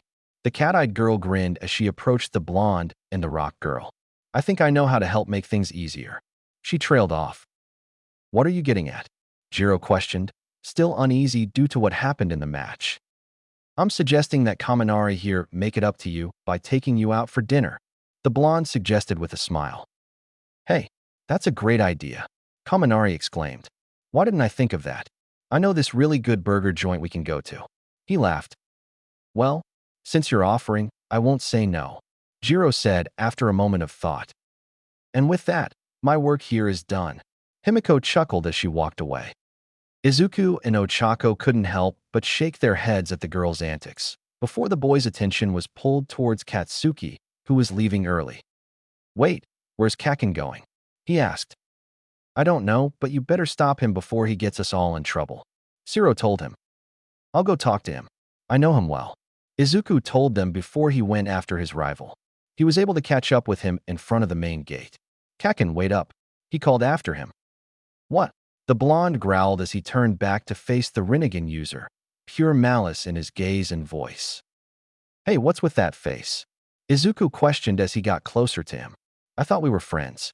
What's gotten into you? He asked, clearly confused and concerned. You fucking beat me in class today? You here to rub it in with those damned eyes of yours? The explosive boy barked. No, the boy retorted, arms folded. Seriously, Kaken, after all these years that we've known each other, you really think I'm that shallow? He questioned. Katsuki had no answer for that. He was too frustrated to think of one. Kaken, you know I'm aware of how much you're hurting. Don't let it get to you, the green-haired boy told him. What the hell told you it was getting to me? Katsuki snapped. Again, we've known each other since we were kids, Kaken. I know when something's eating at you, the Rinnegan user told him. So why don't you tell me? Get it off your chest. He offered. And in exchange, I'll tell you something that's been bothering me lately, something I haven't even told my mom yet. He added. As much as Katsuki wanted to turn him down, he needed to vent. He didn't even care about whatever secret Izuku was harboring. You want to know so fucking badly? The boy growled. It's everything I saw today. First you show that the Rinnegan is something I can't fucking match. Then you and Pink Cheeks made a fool out of me in front of everyone. And then I see everyone else with quirks that outclass mine. I thought I could be number one with no challenges, and now I have all this shit to worry about. He ranted. Then get stronger. The green-haired teen told him simply. Huh, Katsuki uttered, not expecting the simple advice. Kaken, there's no shame in being weak. Izuku told him. The shame is in staying weak. He continued. I mean, look at me. I have by far the most powerful ability here, and I was completely unable to use it because of how weak-minded and scared I was of it. He added, it wasn't until I actively started changing myself and working tirelessly that I was able to get to some level of proficiency. He finished. You can do the same, you just gotta try. Katsuki took in his words and mulled them over. He may not exactly be fond of his old friend, per se, but what he said made sense. If he didn't get stronger, then what kind of hero would he be? He supposed a simple solution was best for something like this. All right, nerd. You want me to get stronger? Fine, I will, he said after a moment of thought. Now, what was that secret of yours, anyway? He questioned. It's two, actually, the green-haired teen told him, holding up 2 fingers. 1. The reason why I'm so much better with my Rinnegan is partly because All Might have been training me since the sludge villain attack. He explained, retracting his finger. Oh, go fuck yourself, was the only available response the bomber could give. He couldn't even feel envious right now. You wish, Izuku retorted. Second, I have reason to believe that my Rinnegan weren't originally mine. He continued. The hell's that supposed to mean? Katsuki questioned with a confused frown. It means that they were implanted. Izuku explained. Think about it. I have surgical scars around my eyes. My eyes were black instead of green before they manifested, and since then, I haven't been able to deactivate my Rinnegan, no matter how hard I try. He elaborated. Doesn't that sound the least bit sus to you? He questioned. Now that you mention it, it actually does. The Pomeranian blonde admitted. I always wondered why you always seem to have the Rinnegan active 24/7, and your eye color pre-activation didn't make any sense either when I realized what was up. He mused with a frown. But who implanted them into you? He wondered. That's something I have no answers to, unfortunately. Izuku sighed in reply. Well, borrowed eyes or not, this doesn't change a goddamn thing.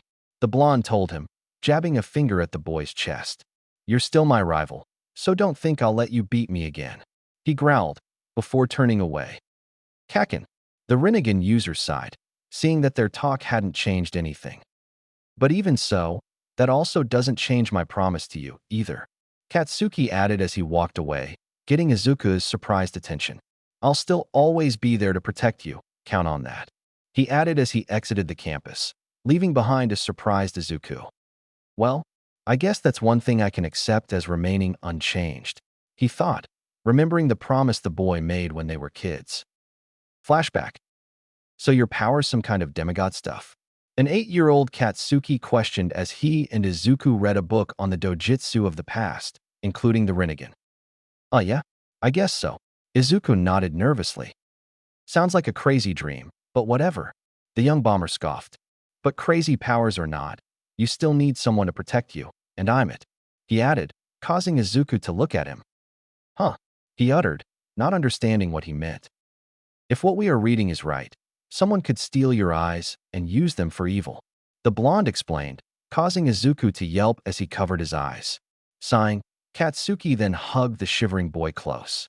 And that's why, no matter where we are, no matter how strong we both get, if you're in danger and someone's about to steal your Rinnegan, I'll be there to protect you.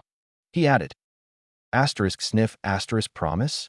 The green-haired tyke sniffed, holding out a pinky. Promise. Katsuki nodded, locking his own pinky with Izuku's. Flashback end. Guess some things never change. Izuku smiled as he went back to get his stuff so he could go home, when he heard rustling from behind a bush. Looking at it, he went over and peered inside, and came close to face-planting when he saw a sheepish Himiko in it. Hee. She giggled awkwardly, right before an irritated All Might made himself known by lifting the girl up by her collar. All right, how much of that did you two hear? The boy questioned. All of it, Himiko admitted from her dangling position. I was afraid something would have caused you and young Bakugo to come to blows when the others told me that you went after him, so I rushed over. The symbol of peace explained. Apparently young Toga had the same impulse, though it would seem that we worried over nothing. He mused, still holding the girl up like a hanger of dry cleaner clothes. Yeah, and put me down already. The blonde snapped indignantly, prompting the hero to set her down. Guess the cat's out of the bag. The boy sighed, sweat dropping. Come on, Himiko. I'll explain everything on the way back to class. He told her. Okay, I guess. The Jairu sighed with a shrug as they went back to class. All Might, meanwhile, couldn't help but look back at Katsuki as he left eyesight range. So, young Bakugo, even with all your fierce posturing, you still care about your friend, the man thought with a warm smile. He was glad that his student was a hero at heart, even if it was deep down. Chapter 5, Almighty Push. UA High School. Izuku walked alone to school the morning following the battle trials and telling Himiko his closest secrets. Luckily, the blonde was more than willing to keep them to herself and was definitely able to be trusted, so he didn't feel too worried about it. The blonde girl was oddly fidgety this morning, though, and he wondered why. As he approached the school, he saw that there was a mob of reporters outside of it trying to either corner students or get in themselves. But for what reason he had no idea. Then they tried to swarm him, prompting him to rush forward before he could be trapped. Man, I hate the media. Izuku sighed. Hey Izuku. Himiko said as she walked up to him nervously as he reached the classroom door. Oh, hey Himiko. Something wrong? He asked. No. I was just wondering if I could talk to you about something. The blonde replied. Oh yeah? Sure. The Rinnegan user nodded in reply, wondering if his thoughts on Himiko's possible trauma were spot on. The two then stepped away from the classroom doorway, and Himiko started blushing as she fidgeted while trying to find the words she wanted to say to convey what she was thinking. Deciding to lead up to it, she started with a question. So, Izuku, I was wondering, do you by any chance have a girlfriend already? She asked. No. I never had much luck with girls. The green-haired boy admitted in reply. Oh, okay. The blonde nodded. And when you and the others saw me, What? What did you think when you saw me? She asked, stepping closer to him and looking up at him directly in the eyes. I didn't know what to think. The Rinnegan user replied with a sigh. Other than that, you're not scared of speaking your mind on certain topics. He added, I think that's one of your more attractive qualities. He muttered without thinking. You? You think I'm attractive? The Bakaniko girl gasped in surprise. Why yes. Izuku groaned with a blush, unable to find a way to cover up what he just said.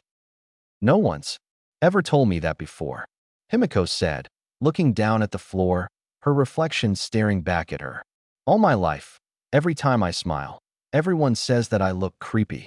She said, Ochako is the only one who told me that I'm pretty. She continued, but no boys called me attractive. The girl added, well, I'm glad I'm the first then. Izuku sighed, pulling her into a hug before he could hesitate. Himiko let out a content sigh as she returned the embrace, relaxing into his arms. Something about his hugs felt so nice and comforting, and she liked it. There you two are. The voice of Ida suddenly exclaimed, causing the two to separate, nearly jumping out of their skins in the process. What are you both doing just sitting around?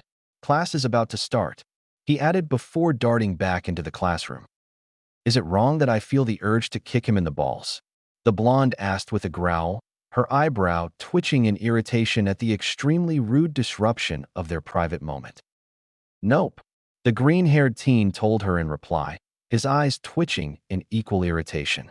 With grunts of displeasure at their bonding moment being ended like it was, they went back to their classroom and took their seats. It was at this point that Aizawa walked in. Good morning, everyone, he said as he tapped a stack of papers on the podium.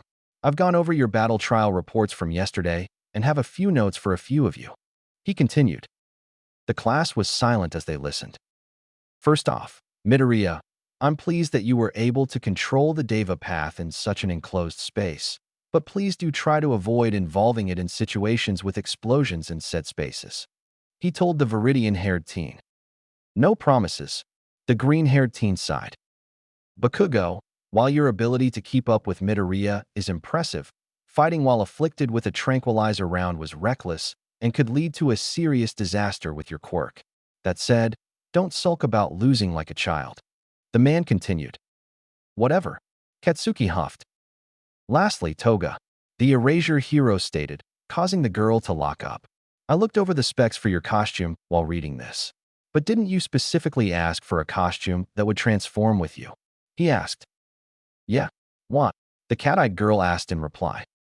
Then doing what you did in your trial was unnecessary. Your costume would have transformed with you. Aizawa told her. That may have been out of habit, honestly. Himiko replied. Fair, but next time, remember your costume specs. The erasure hero told her. You have a habit of taking your clothes off at random? Who are you, Greyful Buster? The Pomeranian 2 seats up questioned. Oh, shut up, Himiko retorted with a huff. I should also note that the matches were also recorded, Aizawa stated, causing the blonde to freeze, eyes wide as saucers, before she fell sideways out of her chair. Phew luck. She wailed mentally in dismay and embarrassment, now traumatized by her own habits. That all aside, today you will be doing something very important, the man said, causing them to tense. That being picking a class representative. He added, much to his students' relief. Cue a class of overeager teens that weren't a reluctant Izuku or a traumatized Himiko. I really don't want to be class rep. The Viridian-haired teen thought to himself. Everyone, please. Ida called as he stood up. A class rep should not be something that is chosen haphazardly, which means we should do this democratically. He added, you just want everyone to vote for you. The majority of the class thought in unison. We've only known each other a few days, though. Who will we know who to trust? Sue questioned. If we cast a vote, then that means whoever gets the most votes despite this is the one most fit for the job. The bespectacled teen explained. Odds are that most of us will vote for ourselves in that case. Kirishima shrugged. His point still stands. Izuku pointed out before the class decided to go ahead with the vote. Later on, the votes were in and the results were surprising. Izuku got 3 votes. Momo had 2 while Ida had 1 vote. However, the Rinnegan user seemed less than enthused about obtaining the role. This is not what I wanted. Izuku groaned, facepalming. Only 1 vote. Ida groaned, feeling betrayed by the system he brought to the table. If I'm being honest, guys, I don't think I'm the right guy for this job, Izuku told the class.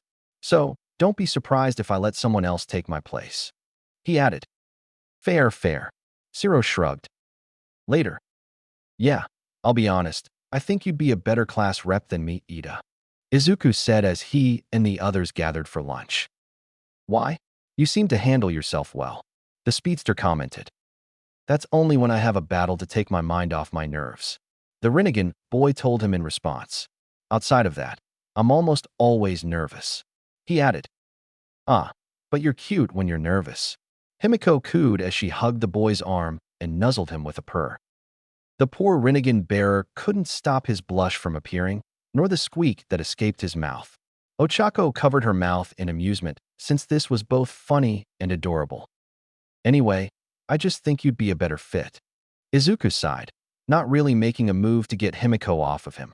Not to mention, you wanted to be the class rep anyway, besides. He added. Wanting to be and being fit for a position are 2 different things. Ida replied. Working at the Ida Family Hero Agency has taught me that much. He added. Agency? Izuku questioned, getting Ochako and Himiko's attention. I never mentioned it because I didn't want you to treat me differently, the speedster told them. Then he felt their gazes on him, and Izuku's felt more prominent, thanks to the Rinnegan. Then that means you're filthy rich, Ochako pointed out. You're just realizing that now? Himiko questioned with a raised eyebrow as she glanced at her gravity-controlling friend. You knew? The brunette gaped. Yeah, my family's rich, too. It's logical that we'd be aware of other families like ours. The cat-eyed girl shrugged nonchalantly. That's right, your family are big names in the support item stock market. Ida mused. But yes, the Ida family has been heroes for generations. It runs in our blood. He continued. Are you familiar with the turbo hero, Ingenium? He questioned. Yeah, he's a super popular pro who runs his Tokyo agency along with his 60 sidekicks. Izuku nodded before he connected the dots. Wait a minute, are you saying that? He gasped. He's my elder brother. The bespectacled teen smiled proudly. Whoa, the 3 gasped. Ingenium is an unmatched commander who honors the hero code. Ida nodded. As the second eldest Ida's son, I strive to be just like him. He added. Nice. Izuku nodded with a small smile. You have it easy, in a sense. I have some larger-than-life expectations on my shoulders. He added with a sigh. What are you? Ida started to ask before realizing what he meant. Oh, right. Your eyes. Yes, I can understand that. He nodded in understanding. Like I said, though, I don't think I'm cut out for. The verdette said, right before the alarm started going off, startling them. What the fuck is going on? Himiko exclaimed as she looked around, seeing other students panicking. Level 3 security breach. It means that someone got past the UA barrier. A third year informed them. This hasn't happened in my 3 years here. He added. The trio tried to get out of the cafeteria safely, but they got caught in a panicked mob. They weren't alone. The rest of their class caught in the frantic student body. Izuku had to act quickly to latch onto and climb a wall with some sticky adhesive on his hands with the Azura path. Once he got to the ceiling, he got a good look at things and spotted Ida, Ochako, and Himiko among the crowd. Guys, he called to them before he sprouted a few more arms. Universal pull. He intoned as he pulled the three up and grabbed them by their sport coats. Everyone okay? He asked. We are now. Himiko breathed in reply. What's going on? Who got onto the campus? She wondered. I don't know, but the speedster started to say before he looked out the window and saw something that made him feel exasperated. What the? The press, he exclaimed, causing the others to look where he was looking. Seriously? Ochako barked in irritation, galled at the press having the nerve to do this somehow. Wait, Ida said before looking at Izuku. Midoriya, do you think you can throw me to the doorway ledge? He questioned. Too risky, you could end up slipping. Izuku replied. Now if you were weightless, however. He mused, everyone looking at Ochako. Ida, give me your hand. The brunette told the speedster, holding her hand out to him as she caught on to what was being asked of her. Ida did so, and Izuku could feel him become weightless, allowing him to throw the speedster at some pipes just above the doorway. All right, be concise, confident, and firm. Make an impact. The boy thought as he grabbed the pipes. Everyone calm down. Everything's fine, he yelled. This had the effect of making the crowd stop and look up at him, surprised he was even there. Look outside, it's just the press. There is nothing to be scared of, he continued, prompting everyone to look and see that the blue-haired teen was correct. We are UA students, the best of the best, and we need to act like it. He added further. This caused everyone to calm down and for the boys' classmates to smile as they looked up at him, all while the police finally arrived. Later, Izuku sighed as he stood in front of the class. All right, guys, as my first act as class rep, I'd like to abdicate to Ida. Needless to say, after what I saw, I think he'd be far better in the role than me. He told the class. Is that your final decision, Midoriya? Aizawa questioned. It is. The Rinnegan user nodded in reply. I wholeheartedly accept the position and its responsibilities. Ida nodded in acceptance. Thank you for this honor, Midoriya. I swear that I'll do my best not to squander it. He added. This caused everyone to smile as they all nodded in approval. Later. Today you'll be doing your hero training on an off-campus facility. All Might, myself, and another teacher will be keeping tabs on you. Aizawa told them. You'll be doing something a little different today. He continued. Like what? Himiko questioned. Rescue training, and for this, we'll be heading to the different facility I mentioned. The Erasure hero replied, hitting the button to get everyone's costumes out. Put your costumes on, and head to the bus ramp. He instructed. Yes, sir. The kids nodded. Later. Wait, what? Ochako exclaimed as her face went pink at what Himiko had just told her. I think I have a crush on Izuku. Himiko squeaked, her face beet red. You're kidding. The brunette gasped in shock, causing the blonde to shake her head. I'm not. Himiko gulped. He didn't act revolted by my quirk, even giving me some of his blood. Today he called me attractive. She continued, a million thoughts running through her head. That's... The girl gasped before trailing off, getting a worried look from her friend. That's great, she exclaimed as she hugged the Bakaniko girl. Oh, Himiko, this is great. She giggled. I know, but I don't know what to do. Himiko sighed as her bestie pulled back. Then take your time and figure out what you want to do. Ochako told her. That was the only sound advice she could give, really. I've never felt like this towards a guy before. At least not since.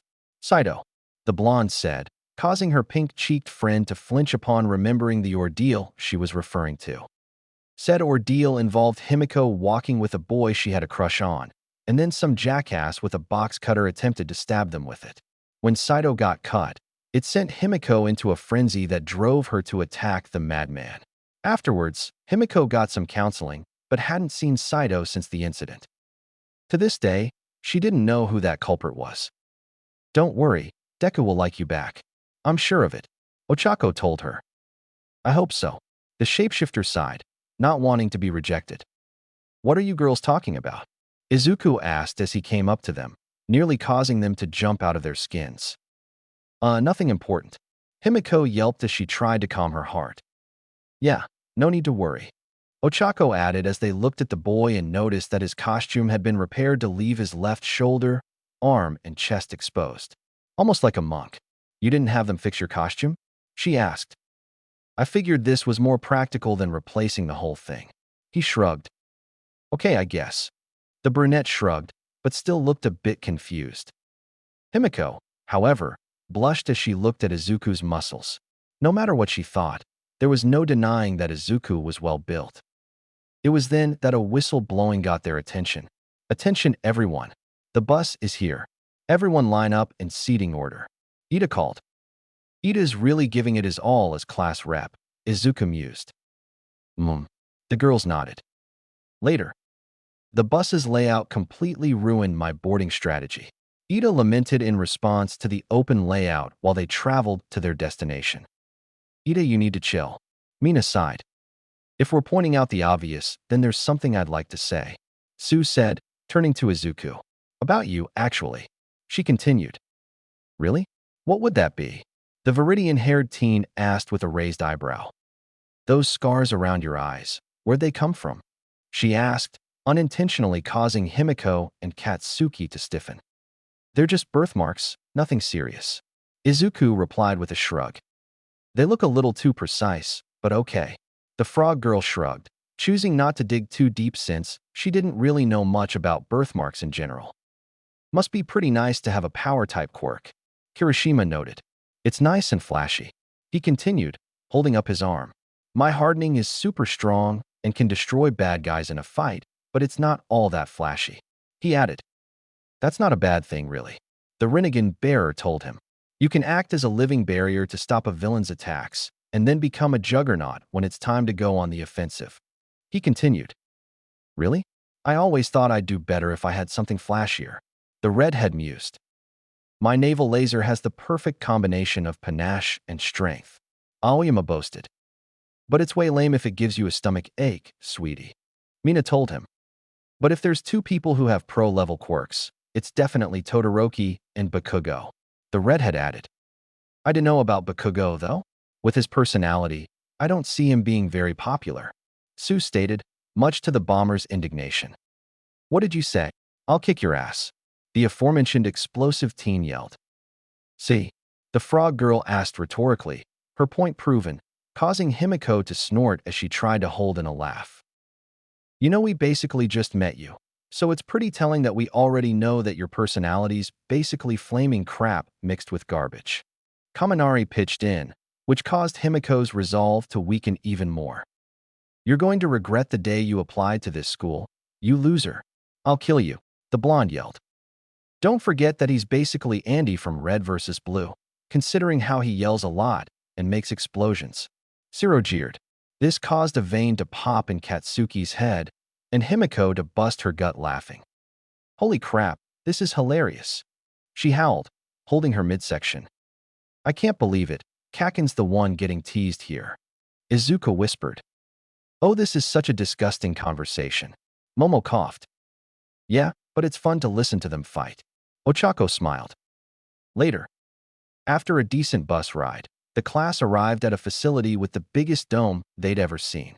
Standing there waiting for them was a woman in an astronaut suit, which the students soon realized was the space hero, 13, a rescue hero. Holy crap, it's 13. Ochako gushed in excitement. Looks like someone's excited about meeting their idol. Himiko teased. So 13 is to her like All Might and Vlad King is to us. Izuku noted. That about sums it up, yeah. The shapeshifter nodded. Speaking of which, where is he? Aizawa mused. Hello everyone, and welcome to the Unforeseen Simulation Joint, or USJ, for short. The space-themed hero exclaimed jubilantly. Like Universal Studios Japan? Most of the class asked flatly. No, not like that. 13 replied, sounding lightly annoyed. That's more common than it seems, apparently. Izuku noted mentally. The group soon entered the large building, and were immediately greeted by a veritable amusement park's worth of natural disasters for them to play around in to their trainee Hero Hearts content. Now, before we start, there's something I'd like to say to you all. More like 2, or 3, 4, or 5. She rambled. We get it. Everyone deadpanned in unison. Most of you probably know that I have a powerful quirk. It's called Black Hole. 13 began. Yeah, You've used it to save tons of people for disasters before. Izuku noted, Ochako nodding vigorously. Yes, but my quirk can just as easily be used to kill. 13 nodded. Some of you also have powers that can be dangerous. She continued. In our superhuman society, our quirks are extremely regulated, so it can be easy to forget how destructive they can actually be. Please remember that if you're careless or make the wrong move, your powers can be deadly, even if you're trying to do something virtuous like saving someone. She added, which caused Izuku's features to darken as he looked down. He knew all too well just how potent his Rinnegan was, and how he could accidentally injure or even kill someone. It was one of the chief reasons for training like he did, so that such events would never have a chance to happen. Even then, Izuku feared he might slip up in some way. In Aizawa's quirk assessment, you likely saw how your powers can be used, and thanks to All Might's combat training, you probably saw what you can do to actual people. The space hero continued. That's what this training is all about. You won't be using your quirks to hurt others, only to help. She added, after all, that's what being a real hero is all about. She concluded, getting a scoff from Katsuki, who was elbowed in both sides by Himiko and Izuku. Hey, where's All Might? I thought he was going to be here. Siro questioned, wondering where the hero was. He's resting in the teacher's lounge at the moment. The woman explained. What for? Aizawa questioned with an irritated sigh. He went over his limit again. 13 replied quietly enough so the students wouldn't hear her as she held up 3 fingers, which Aizawa, Izuku, and Himiko understood. That man is the height of irresponsibility. The man sighed, right as the lights started going out, and the fountain in the center of the building started malfunctioning. Then a portal appeared in front of said fountain, and Izuku's instincts started screaming at him of imminent danger. Whoa, is the lesson starting already? Kirishima wondered as people started exiting the portal. Not even remotely. The Viridian-haired teen replied, his body tense. Stay back. Aizawa snapped, causing everyone to flinch. This is real. Those are villains. He told them. Wait, what? Everyone but Izuku and Katsuki gasped, the two in question ready to fight. The only real heroes I see are 13 and Eraserhead. A warp villain said as he took shape. Perplexing. According to the schedule we retrieved, it said that All Might was supposed to be here as well. He mused. Where is he? I brought so many friends who were eager to meet him. A villain covered in hands mused. They want All Might, the great symbol of peace. I can't believe he's not here. Oh well, maybe if I kill a few kids he'll come out to play. He shrugged. Meanwhile, Izuku narrowed his eyes before he leaped to the bottom of the stairs, getting the villain's attention while Aizawa was cursing his student for doing something reckless. Midoriya, no. He yelled, but it was too late. Shooting squad, take your aim. A man with gun barrels for fingers ordered as Izuku landed in front of them and started walking towards them, eyes closed. Didn't our intel say it was just 13, Eraserhead, and All Might out here? Who's this pipsqueak? A woman with bullet belts for hair questioned. Don't know, but if he thinks he's gonna beat us, he's dead. A patchwork burly man with horns and a pig-like gun mask said. Let's shut him down. The 3 yelled as they started shooting. Oh no, I can't watch. Ochako gasped as she covered her eyes. Izuku's eyes remained closed as he waited for the right moment, the bullets getting ever closer, before he snapped his rippled orbs open and a reverberated image of his face flickered before a wave of gravity blew the projectiles away, leaving him unharmed. What the hell? The first shooter gasped. What just happened? The third wondered. And now, you all shall know. Pain, Izuku declared, raising his hand. Almighty push, he intoned, sending the entire shooting squad flying. The villains all turned towards the explosion and the cloud of dust that Izuku had kicked up as he started walking towards them, his face showing the expression of one with stoic anger as the criminals got a good look at the kid. What is this kid? One of the villains wondered. I dunno, but he just clapped our entire shooting squad. Take him out, another exclaimed before charging forward. Idiots, the boy sighed as he held out his hand again. Almighty push, he intoned as he sent another wave of villains flying, right as a 4-armed rock heteromorphic-type villain jumped at him, only for his eyes to widen as Izuku sprouted 4 arms and caught his fists. What the hell? He gasped. What? Did you actually think you could surprise me? Izuku scoffed before manifesting gorilla arms on two more arms and slugged him in the stomach, causing him to keel over. As this was going on, several more grunts tried to envelop him, but the boy suddenly sprouted the same shoulder-back-mounted miniguns that he used in the entrance exam and started mowing them down from all directions, with extreme prejudice. Someone make some fucking cover. A villain with wings yelled in panic as he tried to stay out of the Viridian-haired teen's line of sight. This caused Izuku to point one of his now 6 arms at the villain and his comrades, before bringing out an arm cannon and blowing them to Kingdom Come with it. Shut up, he muttered as he began doing the same in all directions, his shoulder gun still mowing down more enemies. Meanwhile, everyone at the top of the stairs was watching the Rinnegan user go to town on the crowd of villains. Everyone but Katsuki shocked at not only Izuku's power, but also his ruthlessness. Damn, Midoriya is ruthless, Kaminari exclaimed, right as Izuku caught a man who tried to jump him by the face with a gorilla arm, and then started using the Predapath to start sapping him dry of physical and spiritual energy, leaving him struggling in futility while his body shriveled like a prune. I don't think he's ever been like this outside the practical part of the entrance exams. Ochako gulped, remembering how Izuku tore all the villain bots back, then apart like he was taking a walk. Yeah, usually he's way more controlled. Kirishima nodded as the dust settled after another round of intense bullet fire tore it up.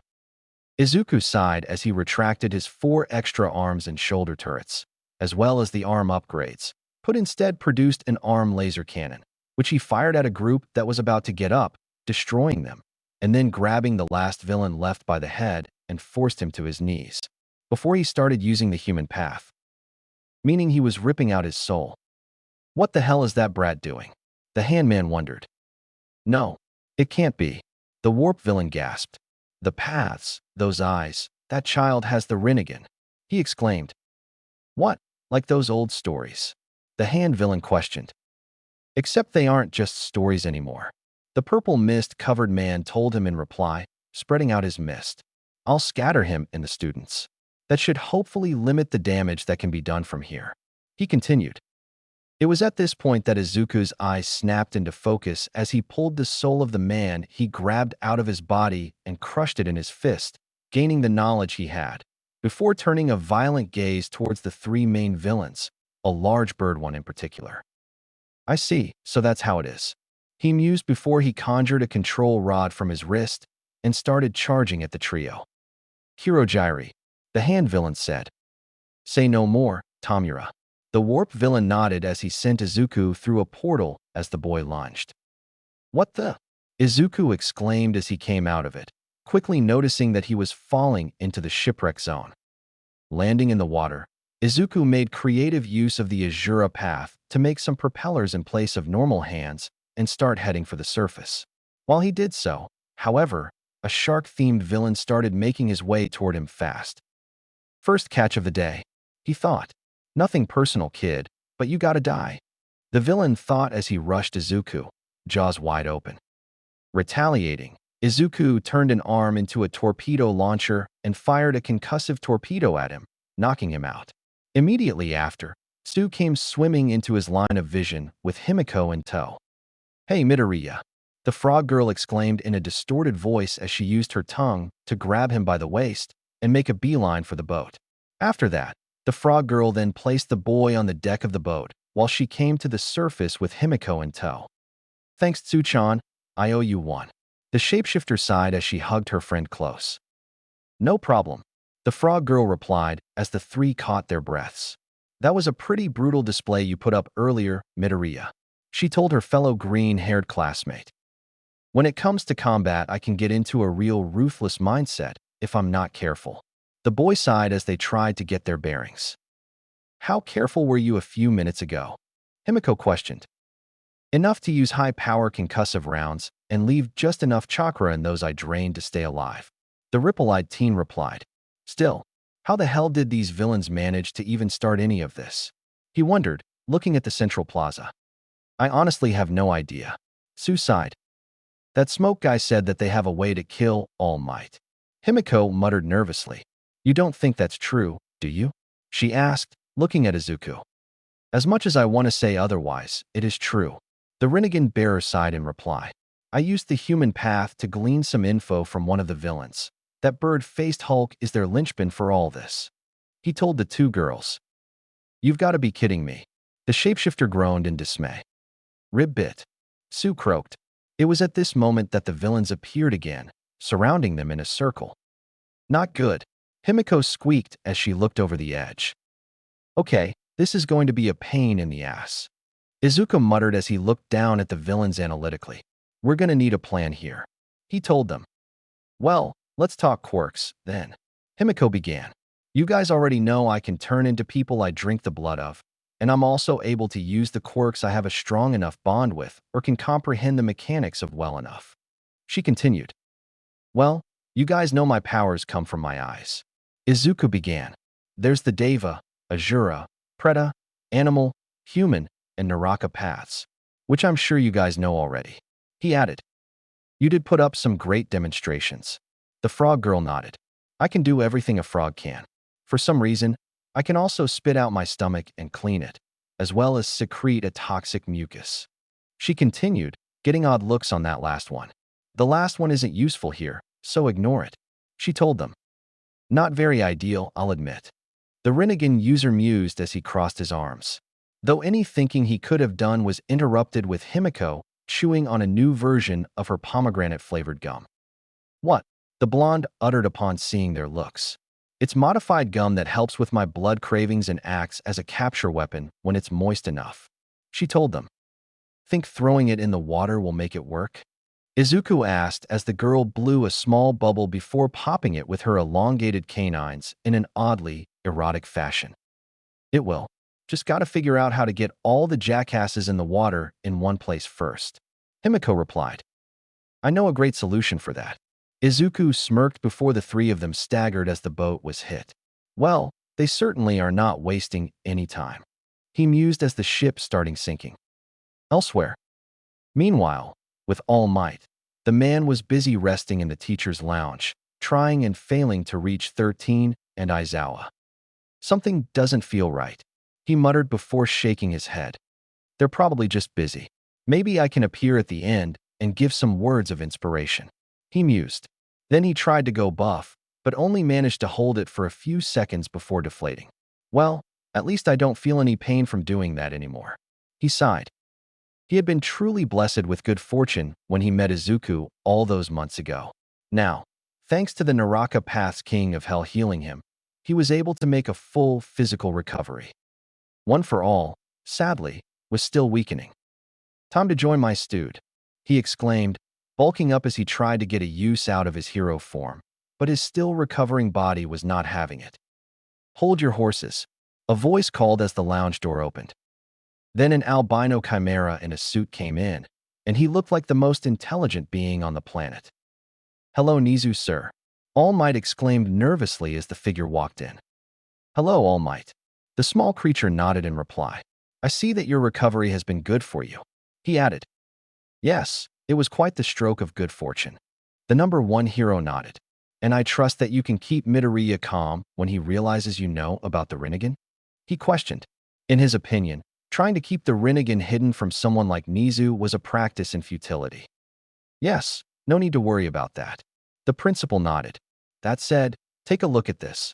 It says you solved 3 incidents in just under an hour. He added. Well, I couldn't turn a blind eye to those people. The hero stated simply.